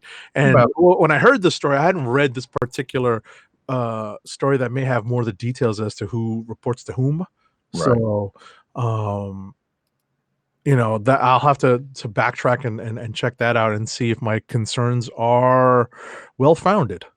So another little nugget from this is that apparently that Hellstrom series that on Hulu, on Hulu, that was going ahead, may be up in the air at this point. Okay, you know, and following they canceled that Ghost Rider show, but now it's up in the air because it apparently says here that Variety reports that no decisions have been made regarding either current projects or those in development. Feige and his team are said to be evaluating all such projects on an individual basis going forward. But it seems like everything is out there is already just out there. So, or, you know, maybe they'll do something. I mean, obviously, Agents of S.H.I.E.L.D. is kind of ending anyway, so that one is whatever. It's more, it's more Hellstrom and it's more Runaways and Cloak and Dagger and Cloak and Dagger. I mean, Cloak and Dagger and Runaways are in production right now. Right. So whether or not these are the last seasons for the respective shows or they continue to become bigger parts of the MCU will, you know, remains to be seen. Right. And some of the stuff that we talked about in the past that they've been, you know, trying to work on basically. Right. So, but we'll find out. We'll see how that rolls going forward. Next up. All right. Hold on. I think this is mine now, right? Gambit. As expected, Channing Tatum's X-Men movie is basically dead. And you know what goes with that? I will believe it when when that card drops. Right. Well, actually, the former director basically said he hasn't heard an update since before the buyout. He thinks it's done, but obviously, as you said, we haven't heard confirmation. Right. I mean, they said a lot from about the New Mutants movie that was kind of languishing for a minute, but yeah, that's supposedly still kind of on, I guess. Again, going back to that last article, we don't know. Exactly. That one's been kind of quiet. Although that one I think should be shortly from the last reports. That one should be not too far in coming out, but we'll see. Next up, sorry.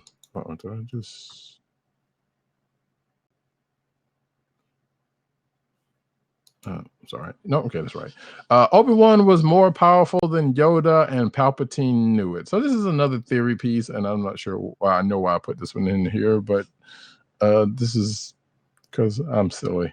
So apparently there was a theory floating around that,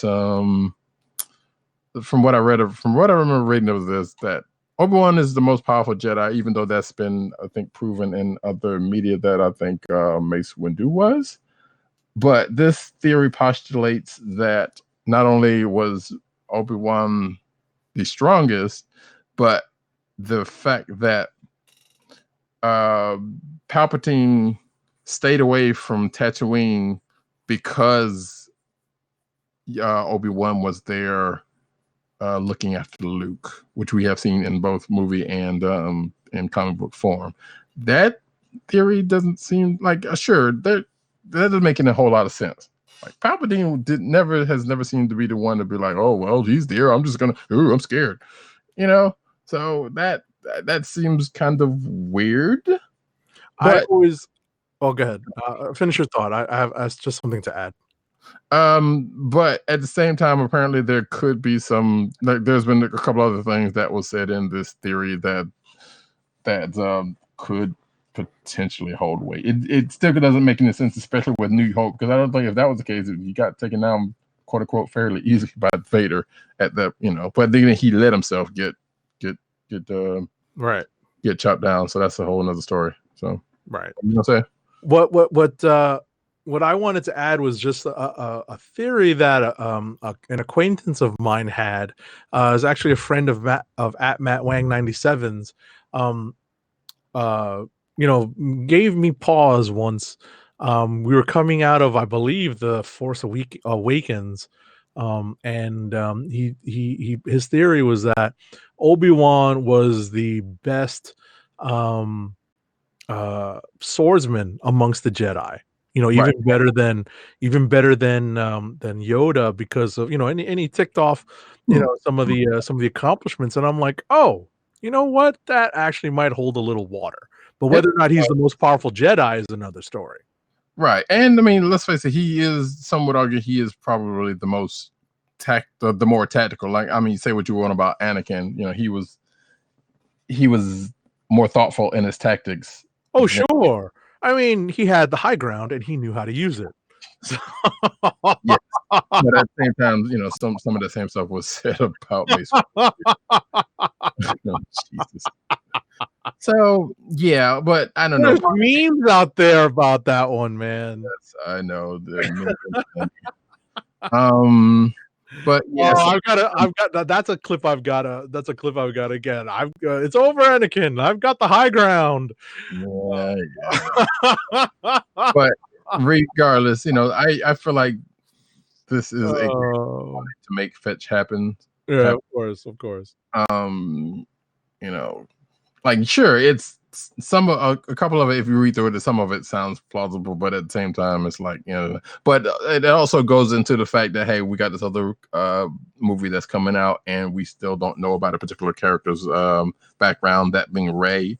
And there's another theory saying that she could possibly be Obi-Wan's like granddaughter somehow, which at this point, that I would be like, yeah, sure, I'll take that over the just being, hey, she's a Skywalker, yay, because that's kind of obvious, or at least that seems kind of obvious to but because like the other two theories, like, well, she's a Solo or she's a Skywalker, one of the two. She's in that family, which I was about to say 5 will get you 10. 5 will get you 10. She's the illegitimate daughter of Uncle Owen. Okay. There's that's one way to do it. That's what I think it is. But no, I would if she ends up being like say Obi-Wan's grand, which that's kind of skipping a spot, but at the same time, hey, at this point it doesn't matter. We do know he has had relations in the past, so it's not outside of the realm of possibilities. Right. That could have possibly borne out something. If you've watched the Clone Wars. But anyway, we're talking way too much about this theory. Because Star Wars The Rise of Skywalker is not too far away now. It is, and hopefully we will get some answers. And somebody's not gonna like it one way or the other, but regardless, it's coming. All right. I get a fun story about James Wan, the director, wants to take a stab, or is going to take a stab, at a Dylan Dog live action series. And you know what I got to say to that? Who? There you go. Yeah, I have seen the name Dylan Dog. I have no idea about this character. But yeah, so apparently, let's see, Variety talked to James Wan and said something about that Wan has joined forces with Italian comic book publisher Sergio Bonelli Editore for a 10-episode live-action television series based on Tiziano Scalvi's long-running horror title. Yeah, et cetera, et cetera, et cetera. So I don't know if it's Italian. I'm going to assume it's going to come here, but we don't know. Maybe it's something from over there. Who knows? Next, Black Lightning controls the Legends Wave Rider in new Crisis image. So yeah, we knew that Scooter was going to get. Let me stop. We knew that part of the crossover that is fastly coming, and thereby being introduced with the rest of the universe, Arrowverse. So yeah, we see a picture of him on his Instagram controlling the Wave Rider. There you go. Okay. And some other folks in the background. Looks like stunt folks more than I guess. I don't know. Anyway, regardless, there you go. Next. All right. So Wayne Brady, one of the harder working men in show business, makes a deal for Black Lightning. Makes a deal for a role in the Black Lightning show. But don't because he's hosting. Let's make a deal. Haha. Okay. Yeah. Oh, you didn't know that? I forgot. Yeah. I forgot. I did know that he hosted one of those daytime shows. I forgot which one. Mm-hmm. So yeah, that's why that particular joke was there. All right. But yeah, apparently, he will reportedly play Tyson Gravedigger Spikes. I know nothing of Black Lightning's Rogues Gallery or who. Yeah. It says here, apparently, in the comic books, Tyson Gravedigger Sykes, not Spikes as Varieties has it, is the third DC character to go by the name Gravedigger. Created by Greg Rucka, Erica Troutman, and Joe Bennett in 2008. Gravedigger is a checkmate operative who obtains telepathic abilities after injecting himself with a concoction called Apocrytic, sure, made out of Starro DNA, which I guess, given what's going on in what had been going on in Justice League, that would have been something. Yeah, right? It's not Starro. Right. So yeah, apparently that's going to happen. And, all I'm saying is Wayne Brady going to have to choke a Black Lightning? Oh, no. So, I had to, that was, clearly I was the only one who was apparently making that joke, I guess. I don't know. Somebody else probably did, but you had to. If you have seen Dave Chappelle's show, know that he was on Wayne Brady, was on that show. And one of my favorite skits. If you haven't seen it, hey, it'll be in the clickbait section of this very program. You're welcome. Next. It's you. Justin Hartley reportedly signed on for Crisis on Infinite Earths. What's Kevin Pearson doing there? I'm kidding. No, actually, because I was going to say I don't watch This Is Us, but I knew he was on that. Which is also funny to me because I remember him off from Santa Barbara, I believe. Okay, you got me. But For this particular thing, folks may know that he played Green Arrow in Smallville, which I do remember also because I think was it him that was good because they were like shopping a pilot of Aquaman and I thought it was him that was supposed to be like coming out of Smallville. I could be wrong for that, but regardless, I do remember around the same time they were shopping the Aquaman pilot, and I thought it was him. It might have been somebody else from that show. So yeah, another Smallville connection has made it to the Crisis on Infinite Earths. I'm still waiting for my call. I know Agent 70 is also. Yeah. You know what's funny? And I give the DC shows props for this. This is the only place where they could pull off the Crisis storyline. This is not something they could do in the movies. They could if they gave it a lot of thought and effort, but but that's a lot of effort. You see how hard it is to get people together for Endgame. Well, exactly. But because they didn't think about it before now and try to rush together what ended up being, Batman, Superman, Justice League all together, had thought it out a little bit more, and they probably could have ended up doing this. But yeah, you're kind of right about that. Like this is basically they could just do what they want. And for a lower budget. Well, yeah, that too. I mean, like some of that stuff was fun, but at the same time, it's like, okay, yeah, sure. Next up. Alrighty. This is me. Flash and Supergirl meet Crisis's mastermind in behind the scenes photo. So, was it the Anti-Monitor? No, they met Marv Wolfman. Oh, okay, cool. Yeah, who was on set for some reason that we're not entirely sure about it, whether he has a walk-on scene or whether he was just like he was kind of looking at script, kind of going through some script pages. Cool. But we don't know. So yeah, apparently there was some pictures some folks took that showed him and Grant Gusman and Melissa Benoist. Gotcha. With him. Gustin, right? Not Gustman. Gustin, yeah. Yeah. I was about to say, I'm like, who's that guy? I wanted to add that it's nice to hear that Marv Wolfman is able to travel again. He had hurt himself. I think gave himself like a bad concussion earlier this year. So he had hit his head on a door or something, or like trying to get on a plane or something like that. He couldn't make it to East Coast Comic-Con. He had to cancel a bunch of appearances earlier this year. So it's good to hear that he's doing better. And secondly, where's George Perez in this? Why don't they have it? Why don't they fly him out, man? Right. I mean, maybe he'll have a cameo in it. Yeah, maybe. But if you're watching the video, you can see said leaked photos. Okay, I hope so. I hope they get George out there. Yeah, one would hope. I want to say he might have been in something before, but I don't think so. I could be completely wrong about that. That he maybe have made an appearance on the Arrowverse show. Okay. I doubt it, but I don't remember. Regardless, next up, excuse me, Wonder Woman confirmed in the Arrowverse thanks to Batwoman.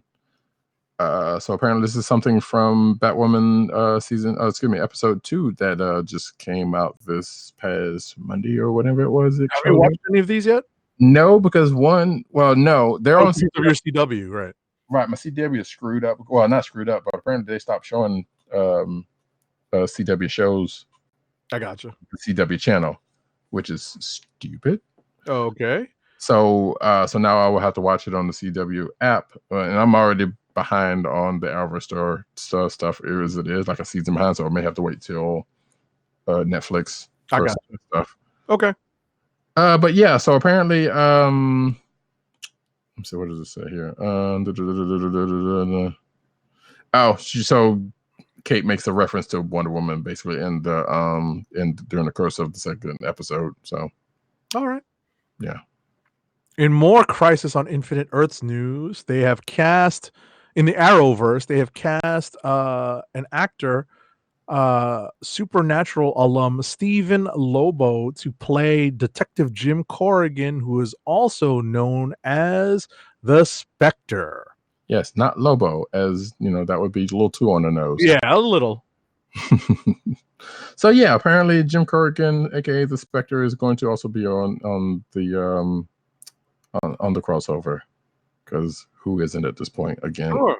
Now, it's kind of funny because they did have a dude playing Jim Corrigan on Constantine's show, and we know Matt Ryan is in the Arrowverse, and I'm kind of wondering why they didn't get that dude, or maybe they couldn't. I don't know, or maybe who knows. But hey, it is what it is. Speaking of this crisis, we get, and speaking of the Anti-Monitor that you mentioned, the Crisis on Infinite Earth's image reveals first look at the Anti-Monitor, who is apparently being played by the same person who is playing the Monitor.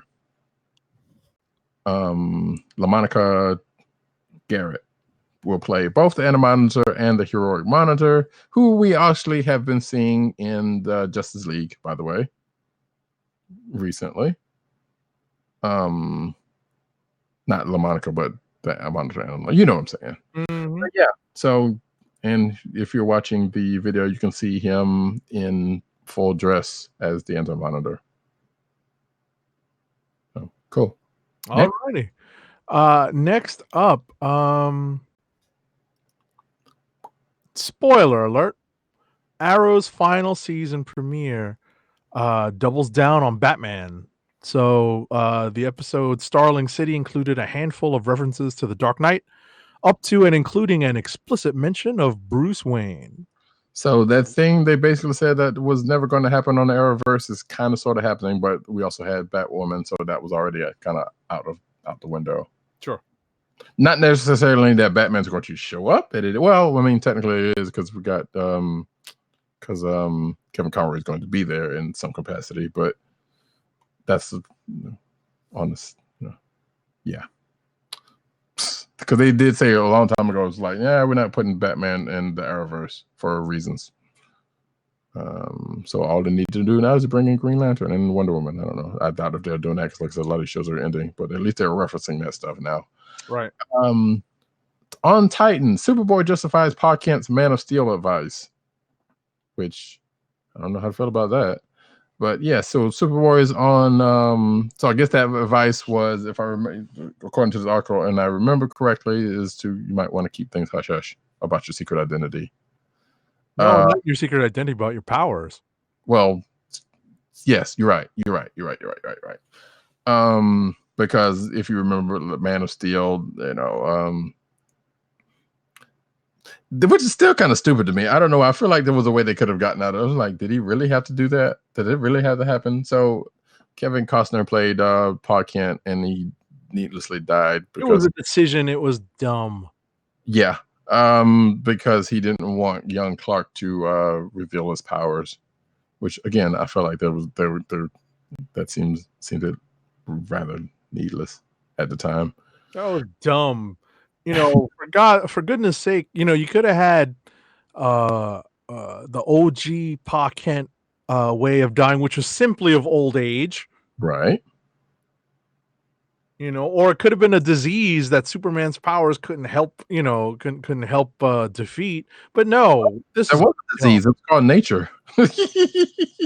Well, but in any event.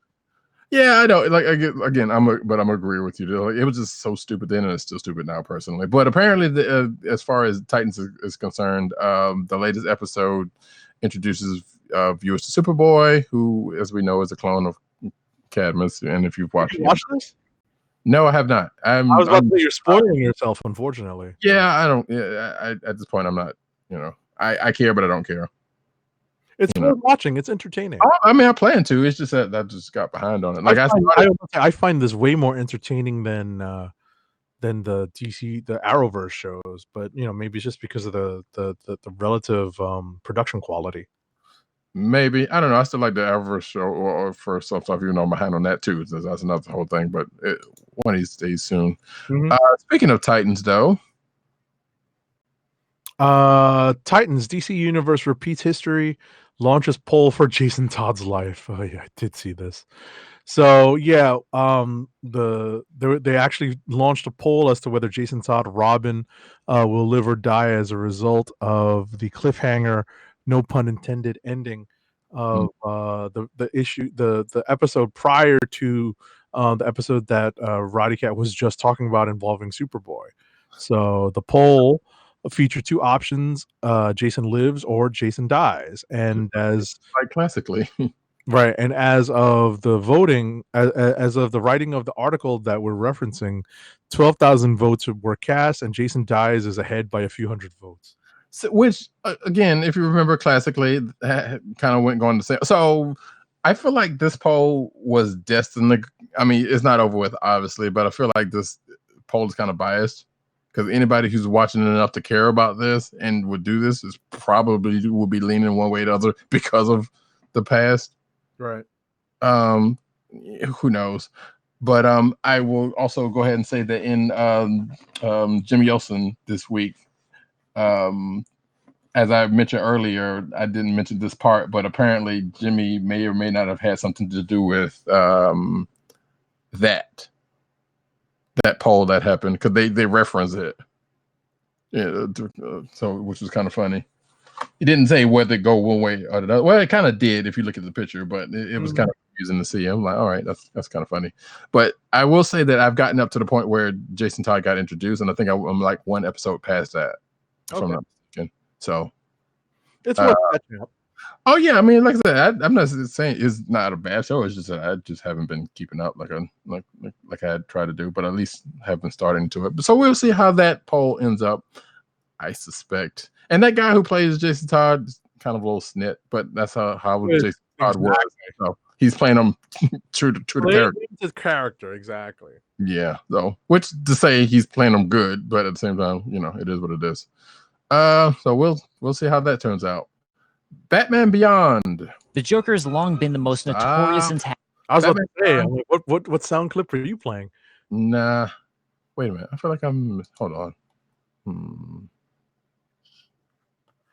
Okay, I'm not trying to make sure because it's something I thought I wasn't gonna miss, but I know I did some rearranging earlier. Batman Beyond Remastered box set is $20 off right now.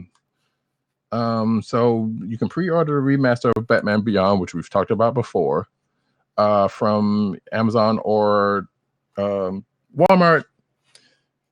Excuse me, you can get it for $80, which was $100 previously, and it's going to be released on October 29th.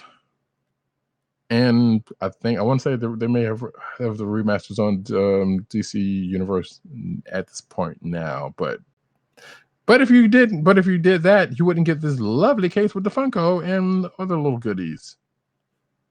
Some people still like physical goods. What can I say? I don't know how long this is going to be, but hey, you can if you catch it around the time of this recording or sometime soon after, then you may be able to grab that if you're so inclined. Next. Alrighty, so in oddly interesting news, the Joker movie has topped 200 million domestic, and it is Warner Brothers' highest grossing film of 2019. So it earned $55.9 million at the box office this weekend in domestic grosses. So that was the largest October 2nd weekend ever. There was something I want to say about a particular DC fan or two that, or I dare say it's borderline insufferable, but I'm like, whatever it is. Wow, it's up to, I was going to say it's up to 572. It's probably going to beat 600 million by this week. Right. So worldwide. No, this is something on the side. I'm not going to go into it, but just people are funny on social media when they don't like other people doing stuff that they did themselves do when it comes to fandom, and it's real silly. Right. But hey, it is, I guess, good on that movie. I still don't care enough to see it. Right. But I know we will eventually. Speaking of something way better than that, possibly well better than that movie, Joker inspires a Sesame Street nightmare for Oscar the Grouch on SNL. Have you seen this? No. Oh, it's good. You have to watch it. So okay, this past week's SNL they did a Oscar the Grouch parody of Joker, basically, and it's really good. The one, and this is, I guess, a niggling thing, but the one little thing I would have a slight problem with was like, so you get a rendition of Sesame Street theme in a certain way. Okay. And I'm fairly certain Oscar the Grouch would not be singing the lyrics, or at least one particular set of lyrics, at all, given his propensity to like garbage. I will say that. But whenever you get a chance, I won't spoil it for you. And I'm glad I didn't do what I was going to do earlier. But if you get a chance to watch it. It's pretty good. Okay. So next up, you got next. Actually, no, wait. No, it's mine. I'm sorry. Yeah. Suicide Squad set photos reveal a first look at the new team in costume. So you see in the picture Jai Courtney, Mei Ling Eng, Nathan Fillion, and Pete Davidson, and several other actors in various stages of costume. Mm-hmm. And yeah, so sure.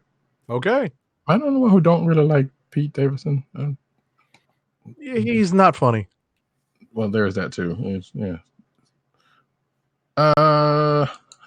So yeah, there is that. Cool beans. I guess that movie is coming along. Next up, The Batman finds its Catwoman in Zoe Kravitz, which, as someone said on Twitter, so Lisa Bonet's daughter is Catwoman and her husband was Aquaman. Right.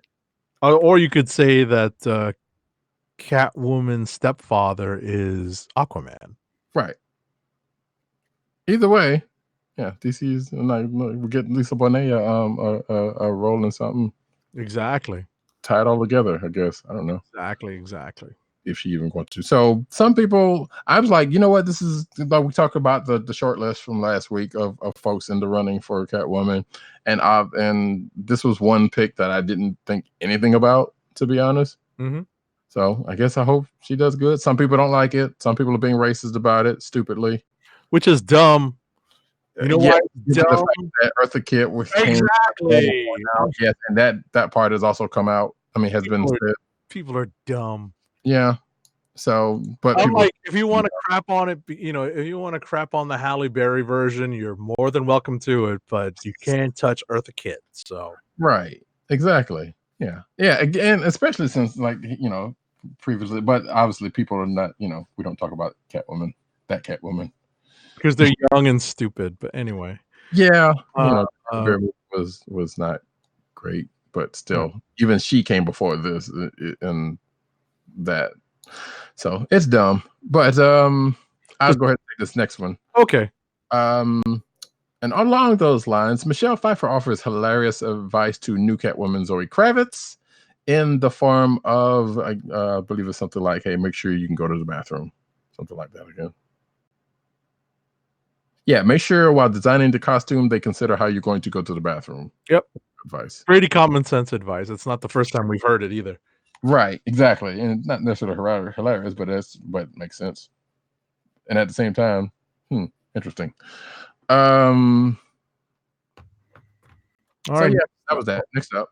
Yeah, next up, in news that will be updated in later news items in this show, Jonah Hill was apparently up for a role, but it is I'm looking for the right sound effect. Ooh, I'm dying.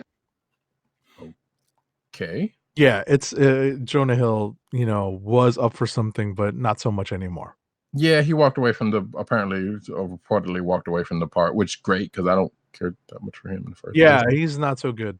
Yeah. Again, in my humble opinion, not so fun. Yeah, but same here. Yeah. Not everybody agrees with me. So yeah. You know what I have to say to that? You know what I have to say to that? People who think Jonah Hill is funny? You can't handle the truth. Indeed. Yeah, I'd be up there with him. Like he has a thing. I guess he's good for that. Sure. I still haven't seen that Green Hornet movie he did, which supposedly was all right, but at the same time, I'm not really going to seek it out either. Wait, that was Seth Rogen. That wasn't him. Sorry. But apparently he's not that funny either. And for those who think he is, you can't handle the truth. Agreed. Apparently Seth Rogen was also interested in the role. or at one point in time, but there was no offers or something according to this article. But from that we go to actor, marine biologist Jason Alexander wants the Batman's Penguin role. So Jason Alexander, who we know as George Costanza from Seinfeld, found out about Jonah Hill passing on the role and went to Twitter and says, clearly the next move for Penguin has to be someone familiar with marine biology, which stems from an old Seinfeld episode where George pretends to be a marine biologist to impress a woman, as he tended to do. Goodness gracious. So, Goodness which gracious. honestly, I'm like,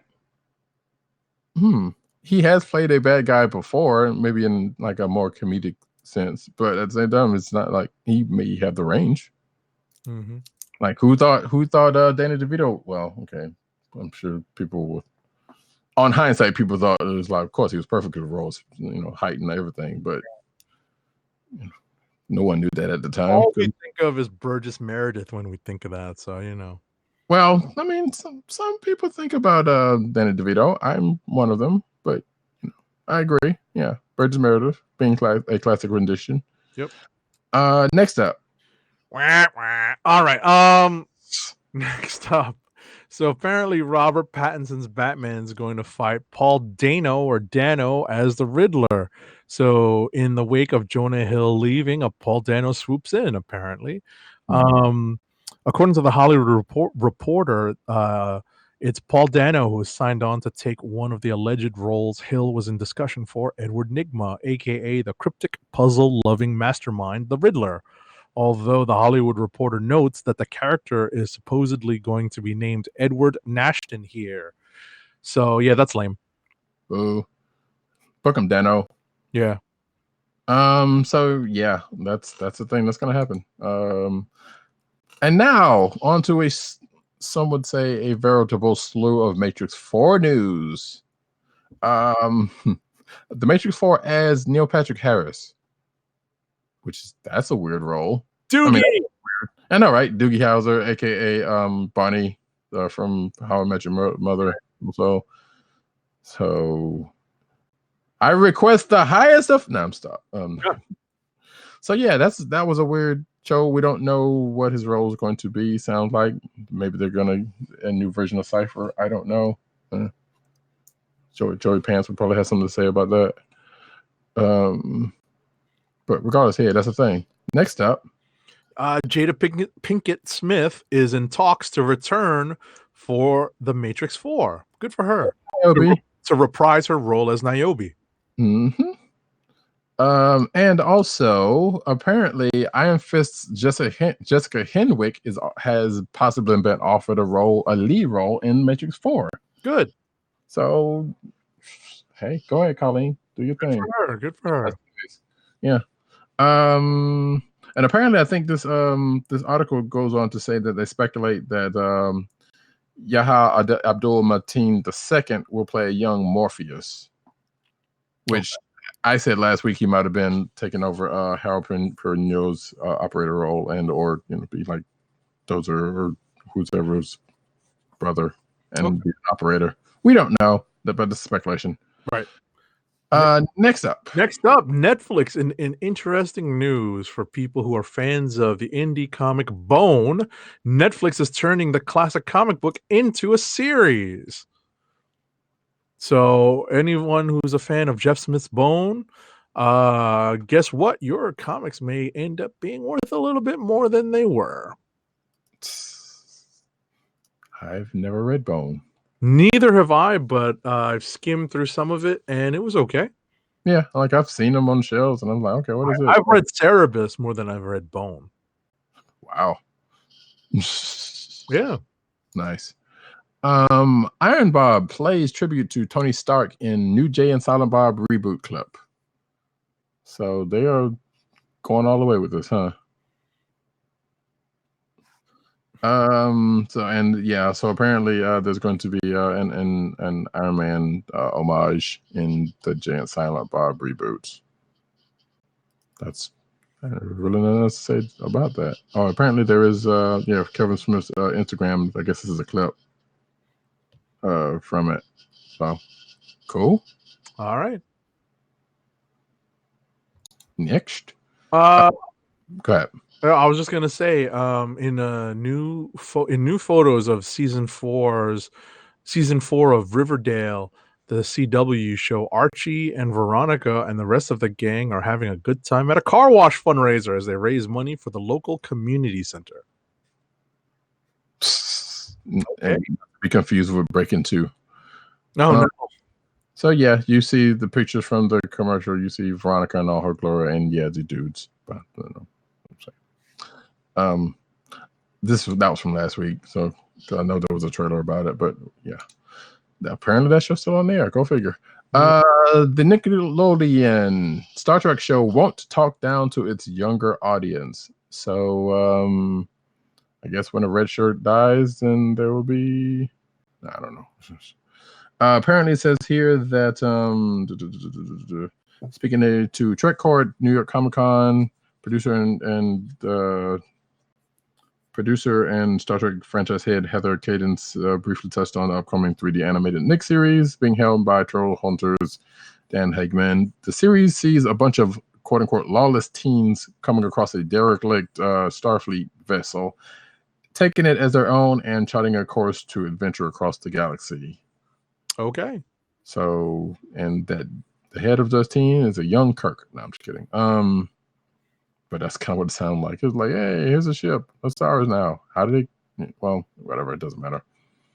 So apparently they're going to get serious with it, I guess, or at least not get, maybe the phases won't miss. Maybe somebody. I was about to say, they're going to have a Tribbles episode. More than likely. But so yeah, apparently it says is like, they're not going to develop the quote unquote the maturity of the franchise. So we'll see what that entails whenever that happens. Just as a side note, before we move on, before we transition to comic book news, I've been working my way through my Deep Space Nine rewatch. Nice. And I recently passed the Triples episode. The flashback episode. I forgot how innovative that episode was. It was so good. Did you go back and watch the thing that it well, not necessarily homage, but the thing that it called back to? Well, you mean the original series Triple episode? No. Because the last time I watched it, that's what I did, which is the last couple of times I did that, but that's just me because I'm silly like that. But yeah, that was a great episode. I love that episode. It brought back a lot of memories, but then I realized that I'm getting to the part in the show where I was just like, no, why did they do this? Why did she leave the show? You know what I mean? Oh yes. It starts getting deep. Yeah, we're starting to get to that. I'm just like, oh man, I want to keep watching. Oh, believe me, when that happened, when that actually happened, when it first aired, that's how. So I was just like, oh man, yeah. So anyway, anyway, moving on, we're going to transition to comic book news. You may or may not. What's that? You may or may not like Ezri. I don't know. I remember it. I watched it already. Okay. But my point is, like having not watched it in a long time. Sure. It's as you just said, we're getting to that point where it's like, oh, now I remember what happens. So. Which was a dumb way for them to deal with that, but yeah, but it's one of those things where it's like it's not exactly coming back with a different actress to play Aunt Viv, know. You know what I mean? It's not that. There's actually like kind of built-in mechanisms for carrying the character on, but in a different way. True, but still the way she was on a show. I was about to say, I looked at her IMDb. I forgot she was on a show for a long time after that. She was on Decker. Decker, yeah. So, anyway, getting back to the transition to comic news. Rob Liefeld threatens Marvel with legal actions over shady practices, quote unquote. Okay, Rob. Yeah, moving right along. At New York Comic Con 2019, there was a part of the news from, I think it was the Women of Marvel panel. Marvel hopes Star is their next breakout star, and this is something I teased earlier when I was talking about this week's issue of Captain Marvel and how the Star character is going to spin as a villain into a new series, and writer Kelly Thompson has big plans for her. She's just basically a recolored Carol, though. But now they've got her tied into the Infinity Warps thing, so. Okay, sure. Like I said earlier, trying to make fetch happen. From the Contagion front, Marvel zombie fungus exists in nature and it's terrifying. So apparently the fungus that is plaguing the Contagion series is actually a real thing. So shout out to Ed Brisson for doing homework, I guess. Oh, wow. Yeah. And it's a pretty messed up fungus. Yep. So enough said about that, the better. Yep. Next. So apparently Marvel fans have noticed an incredible House of X detail, and I'm reading through this now. So apparently there was an episode, there was an issue from, what was it, Uncanny or something from a while back that, or I can't remember where it's from, but regardless, future Deadpool runs into the X-Men and basically says, as you see from this panel, like, wait a second, is that Gold Balls? Oh, dude, you're a legend. Can I have your autograph? So apparently there's saying that, Hickman may have saw that and used that for, use that for inspiration as to what ends up happening. That's a stretch. Maybe not. I mean, who's to say? Yes, according to Amazing Detail, it says here from the caption, Amazing Detail I picked up from reading 2013's event Battle of the Atom feature Deadpool. And that's when it goes into that. Maybe not. I mean, who's to say? Hickman seems like one who does his homework. Could have happened. We don't know. Sure. But so that's the thing that popped up, and like I said, the speculation abound. We won't know until Hickman or someone says something. New X-Men title X-Corp coming in February 2020. So the X books just don't stop coming. Yeah, this is part of the second wave. The second wave initially was announced with the next Wolverine solo title. That is correct. And it says recently signed Marvel exclusive artist Carmen Carnero is slated to draw the series, as announced in this week's Captain Marvel, the last of her run on that book. And it says, don't let Carmen out of your sights. And it goes into X-Corp, talking about X-Corp apparently. So, and it says here, let's see, the X-Corp was introduced by Joe Casey and Rob Garney in Uncanny X-Men's run as a paramilitary group led by Banshee. Greg Morrison tweaked it during his new X-Men run, making them localized support teams for mutants around the world with offices and T's. That's TEAS. In major cities such as Hong Kong, New York City, Paris, and Mumbai. The organization was dissolved by Cyclops in the wake of decimation.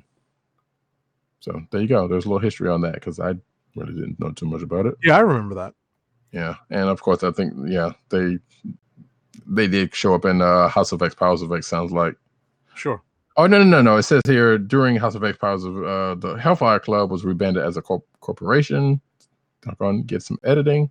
The Hellfire Trading Corporation is not known if that corporation could be associated with X-Corp. Right. Well, there's still several months between now and the launch of this book to see how that's going to develop, especially in the pages of the Marauders, because that is the shipping title. Right. So that might be something different.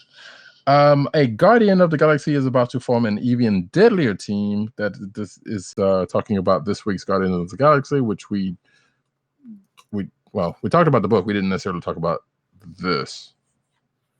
And shout out to Tim for writing this. So yeah, we kind of talked about this sort of, and Tim goes into his thoughts on what's coming out of that book with the team. So we will let you read that for yourself. Next. Next up, Hawkeye and Avengers Defenders are going to get new titles in 2020. So there's going to be a new Hawkeye solo series that's going to come out in February. That's hot on the heat. Well, I guess ahead of the Disney Plus show. Correct. And the Avengers Defenders book is, I believe, a limited series written by Alan Davis. So Hawkeye going back to his miniseries roots, because he had like 2 before Fractions run. Or maybe 2, 3 counting that one with Black Widow, but nevertheless. So this is going to be a 5-issue miniseries written by Matt Rosenberg with art by Otto Schmidt, covers by Jim Jacinto, and apparently it's got something to do with Ronin. All right. And then you got Tarot, which is a 4-issue series, which is the Avengers Defenders, I guess, team up book, written by Alan Davis and Paul Renard, and has something to do with Namor apparently. So, in a lost memory. So maybe this is something coming off of Invaders. Possibly, but with Alan Davis thing, it's probably going to be very classic, and very. If the cover suggests anything, it looks like classic teams of both. Yeah. So there it is for that. Next up, Marvel revives Atlantis Attacks 30th anniversary event. We kind of talked about this earlier. Yeah, we touched on this earlier, but we can expand on it now. Indeed. So apparently, matter of fact, we're doing a little bit of talking prior to the show about this with a little bit more than this. But so Atlantis Attacks is going to be written by Greg Pak and artist Ario Anindito. Forgive me if I mispronounced your name. We'll pit Namor, King of Atlantis, against Pak's revamped Agents of Atlas team. The series will also feature the new Agents of Atlas meeting the original Jimmy Woo-led team. So new agents meet the old agents, which I know there was a thing they've been doing, like backup stories, or at least they started a backup story in Agents of Atlas with the old team. So that starts to make a little bit more sense. And I think we've postulated that because of the stuff that is going on in Wave, or with Wave in the backup of Arrow, I should say, probably will have more to do with this also, and maybe possibly what's going on in Invaders. So, Atlantis Attacks was pretty much, I mean, a similar premise back in the day. Namor decided to attack the surface world, and the heroes responded in kind. And there's several similar aspects to the story, including the Serpent Crown. Yep. The Serpent Crown is in play in the Invaders book, so it's interesting to see this come up between the Agents of Atlas and the Atlanteans. And we've talked about whether or not the Invaders are going to have any role to play in the series. Which sounds like stuff might be coming out of there into this. So right there. So there was a lot of there's the last couple of times that Atlantis Attacks have come up has been as jokes. In fact, recently I want to say it did, but I can't remember from where. It might have been in Fantastic Four, I'm not sure, but so they're going back again as they have been with other events. Next up, alrighty, the Jessica Jones Blind Spot digital series by writer Kelly Thompson and artist Mattia de Iulis was a huge hit in the digital marketplace, and now Marvel Comics is going to present it in print as a 6-issue limited series starting in January. So cool. So if you haven't read it before now, you'll get another chance in print. Expanded second edition of Kirby and Lee Stuff Said ships. So apparently this was a book. Well, it says here, after achieving the quickest sellout in Tomorrow's history, Kirby and Lee said stuff said, has gone back to print for an expanded second edition, including minor corrections and 16 new pages of stuff said by the creators of the Marvel Universe.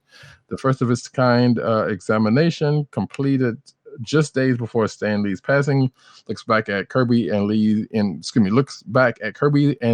own words in chronological order from fanzine, magazine, radio, and television interviews to paint the most comprehensive and enlightening picture of their relationship ever done, why it succeeded, where it deteriorated, and where it eventually failed. So, and then clothing goes into Kirby's, parody of Stan Lee, Funky Flashman. Right. So, yeah, if you're interested in that, then you can go check that out. Right. All right. Next up, Marvel announces a new prose book line. It's Marvel's teaming up with Aconite Books to publish a new line of prose novels. It's a multi-year deal, and the books planned for release next year in 2020. No specific titles have been announced, but these two companies are working together through the publisher Asmodee, global games group that is in the process of releasing several new Marvel games. Mm-hmm. So cool. They're card games, that is, and a miniature game, actually. Yes. Oh, weird. I don't know why this is not coming up again, or coming up now. But our next story was about. Hang on a second. Sorry, folks. Luckily, I put it in my notes. What happened? In Australia, weird. Yeah, maybe they took it down. Marvel Gamer Zone now open at Australia's Marvel Stadium. So apparently, Marvel gamers make way for the Marvel Stadium in Melbourne, Australia. As of this weekend, the Marvel Gamer Zone, the one-stop venue for all things Marvel gaming, has officially opened. This unique Marvel-themed video game space reflects Marvel's commitment to bringing fan-favorite characters in life to life and transporting them into epic stories through video gaming. So apparently, this is looks like a big arcade from what the pictures look like, and it's got a bunch of Marvel licensed video games, pinball machines, arcade games, and stuff. So it was cool looking from the pictures, but apparently that article may have been taken down. Yeah, that's pretty much that. But it's in Australia, so this ain't got nothing to do with us. All right.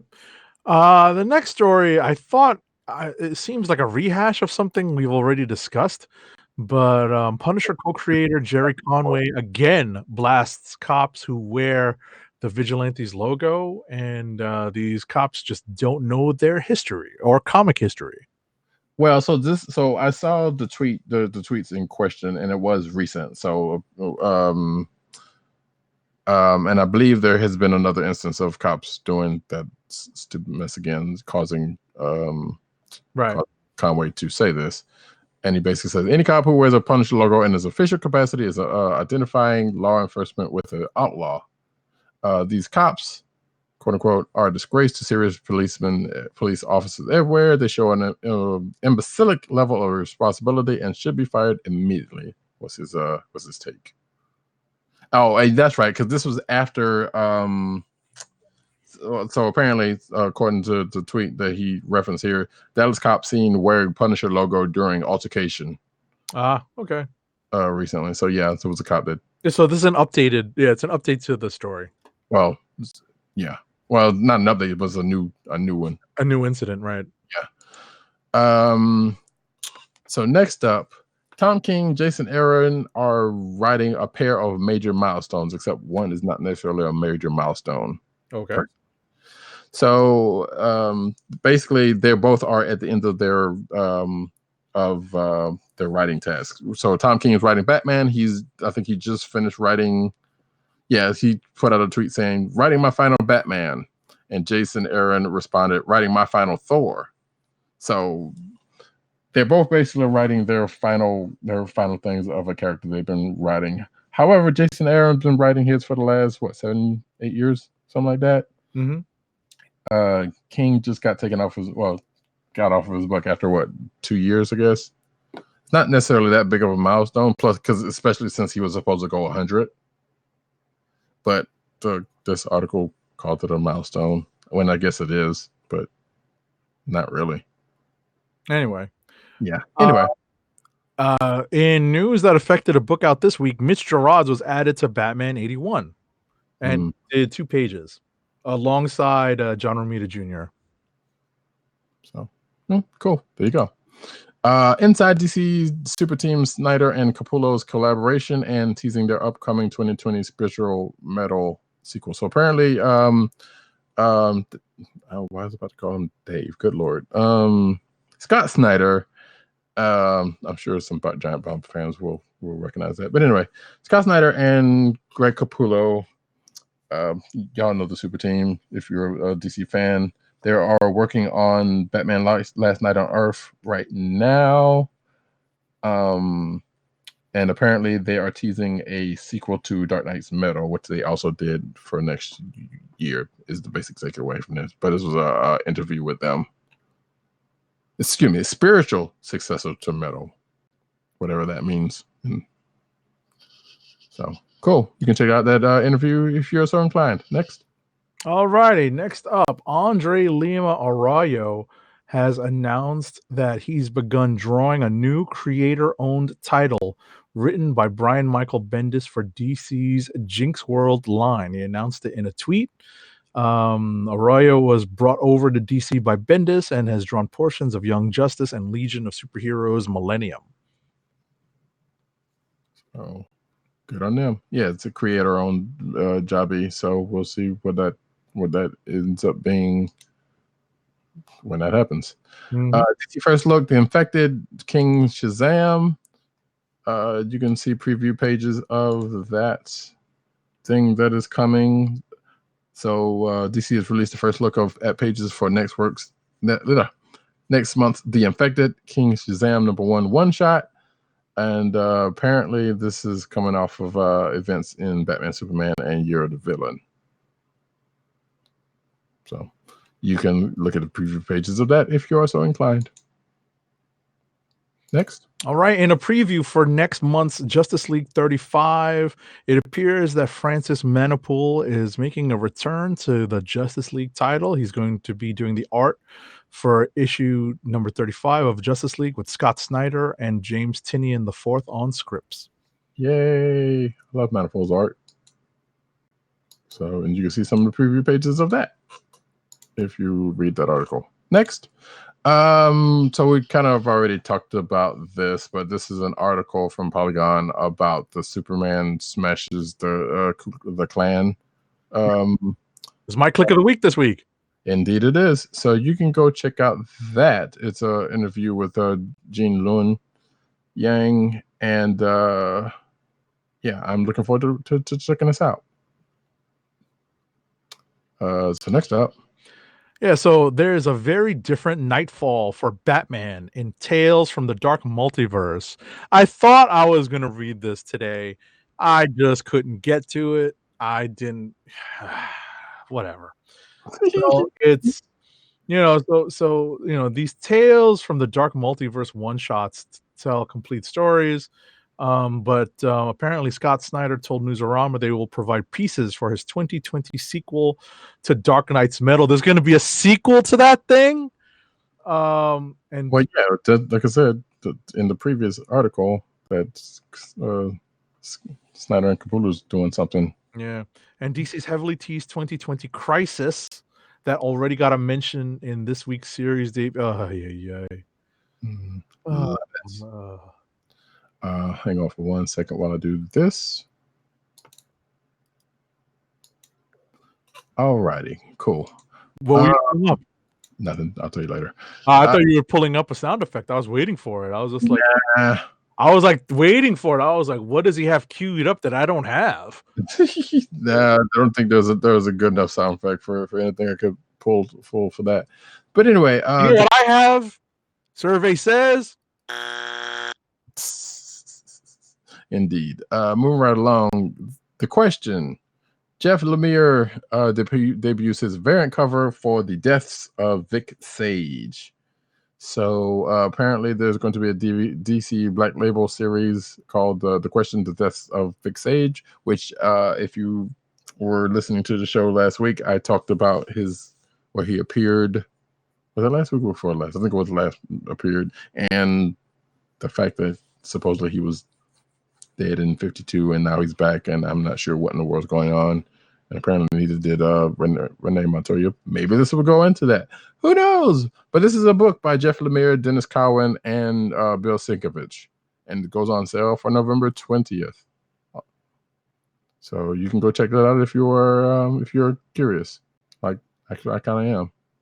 Okay. Next up, you can take a first look at The Magicians #1 from Boom Studios. The first issue of Lev Grossman's The Magicians is going to be available from Boom Studios' Archaea imprint in less than a month. Grossman's teamed with writer Lila Sturgis and artist Pius Bach to bring fans a brand new story about the next generation of magicians. Yeah, so if you don't know about The Magicians, it's basically, let's say, Harry Potter and The Lion, the Witch, and the Wardrobe kind of all mixed together, sort of. Or some would say Harry Potter in college with sex, something like that. It's Lev Grossman is the writer on it. It's been a TV show for the last 3 seasons or so, and now it's coming back around to comic books. So 3/4 of a circle. If you're interested in that, yeah, go for it. Avatar: The Last Airbender Imbalance reveals the origin of spoiler. So I believe that is the origins of what's the name? The capital city or whatever, the city basically that Legend of Korra is set in. So yeah, if you are aware of that, then you know what I'm talking about. If you don't, then chances are you probably haven't watched either Avatar: The Last Airbender or Korra, which I have not watched Korra, but I'm looking forward to it. Next up, Dark Horse has released new details about the special edition of The Art of Star Wars Rebels book, the upcoming book that showcases the art behind the animated Star Wars series. So if you're a fan of the series, you can pick up this cool book that shows some of the art behind the series. Yeah, I enjoy Rebels. I don't think I'll be doing that though. I do like Rebels. Pokemon manga series is ending after 23 years. Wow, that's a long time. It is a long time. So yeah, so the after 23 years, the manga is finally coming to a close. Fans of the manga were surprised to discover that it will be coming to an end shortly. I mean, again, it's a long time, so I'm surprised it's been out that long. Korokoro magazine, which the manga is published in, announced that the manga would be coming to a close next issue, whenever that comes out. The exact reason for the sudden conclusion is unknown, though it may be as simple as the author needing a break, which makes sense. Hey, there's a new Pokemon game series coming out next month. Has nothing to do with this probably, but there it is. Next. So Funko, in its quest to fill up more of your shelf space, has unveiled figures based on iconic characters from the game Mortal Kombat. Wait, that's a different thing. Including Liu Kang, Sub-Zero, Scorpion, and Raiden. Finish him! Indeed. So hey, I don't know what pops they haven't done yet, but there's more to the pile. Speaking of piles, wait, that's not right. Transformers Generations Ghostbusters Ecto-1 Ectotron is now for pre-order, which if you have been paying attention to this show, you know I have been talking at length about, well, one, this being a thing, which apparently it is now, and the other Optimus Prime one, which has been out there, and also the Transformers Ghostbusters series, which is just finished ending actually. So I didn't get a chance to talk about it because I didn't get to read it last week. But Yeah, and both of those figures are from this, or vice versa, because sometimes one sparks the other. And this one, though, however, is cheap as opposed to that. It's $40. But this is actually a transforming Ecto-1, which is cool. Yes, which I have said before, knowing this was finally a thing. I wanted this, and I may end up getting this. It is out there for you. It is, and actually, I forgot to show. He might already know about this, but I meant to put this in the back channels here. Dirt already knew about this. I think he may or may not have been interested. So we'll see. Next up, Fanbase Press is celebrating 10 years, 10 years of since its founding, and it's their anniversary, so they're honoring it by putting out 2 new releases, Quince, the Definitive Bilingual Edition, and Nuclear Power. Okay. do you know what today is? It's its anniversary. Yeah. So the publishing company we don't think we've heard too much about. Congratulations to them, though. And if you're watching the video, you can see a cover for Quince. So cool. Some sad news to end out the night. Mike DiCarlo, which is a longtime inker for comics, is asking for your help after their family health emergency. Now this was and this news came out last week, and obviously didn't get a chance to fit it in last week with all the news that was there. But he started a GoFundMe page to raise funds to help him and his wife Tracy pay for health care after 2 car accidents. DiCarlo is a veteran inker who has worked in the industry for over 40 years. His credits include Tales from the Teen Titans, The Judas Contract, Batman's The Death in the Family, and 10 Nights of the Beast. So, and yeah, the article kind of goes into the issues they've been having, which is very sad. So if you have something within you to be able to give to this, you can go check that out. They've already raised some money through GoFundMe, which sadly is becoming a lot of people's insurance in this current climate. That's really, really a sad thing to say. But yeah, there it is. All right. So there's no real way to transition away from that outside of the fact that, hey, got another ad first.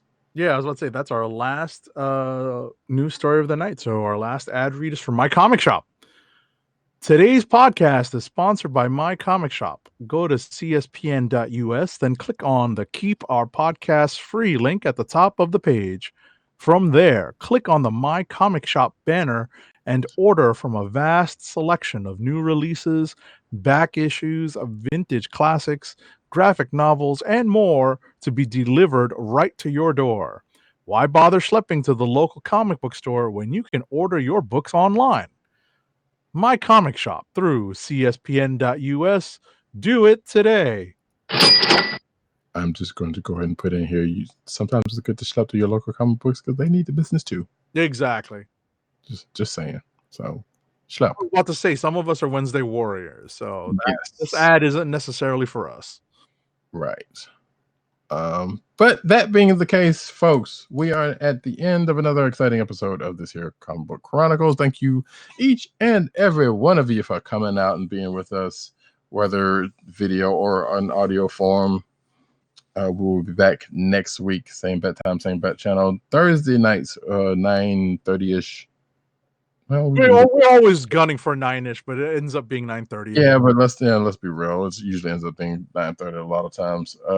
So yeah, that's when we record live on the YouTubes, and you can come check us out then, or you can catch the audio after the fact whenever the CSPN puts it out, which is normally at this point around Saturday. Right. It usually used to be Friday, but I don't know. Regardless, we are now a weekend show. Well, I mean, we're anyway, but yeah, more weekend than we used to be. And that's even in recording because we used to record on Fridays. So that was for a small stretch. But that being the case, for myself, Roddykat, you can find me at Roddykat on Twitter. You can find me at News Need on Twitter, at CBCaps on Instagram. You can find Agent_70 on Twitter and Instagram.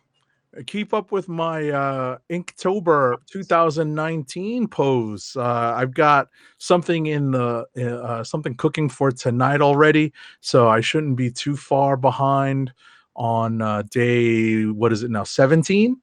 It'll be day 18 when soon enough for me, but day 17 is about to get inked and in the book, so let me get off so I can ink it. Yeah, this probably 18 will have been finished, and he's working on 19. Right.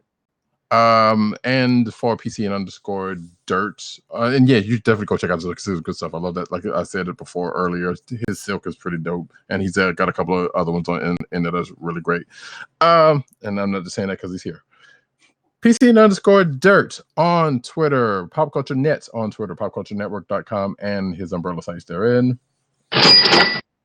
Tim DOGG98 on Twitter, The Click Nation on Twitter. That's TheKliqNation, TheClickNation.com, CB Cron, which is the Twitter account for this here program, and of course, Comic Book Resources with you over there writing his face off.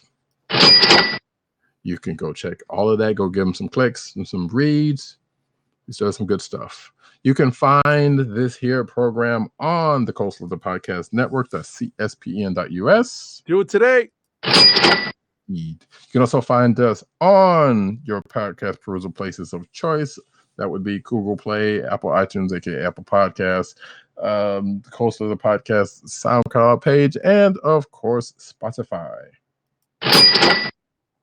And again, we'll be back next week. We will check you out then. And until then, uh-oh. What happened? No, we are live, but something light stream kind of borked me for a second. So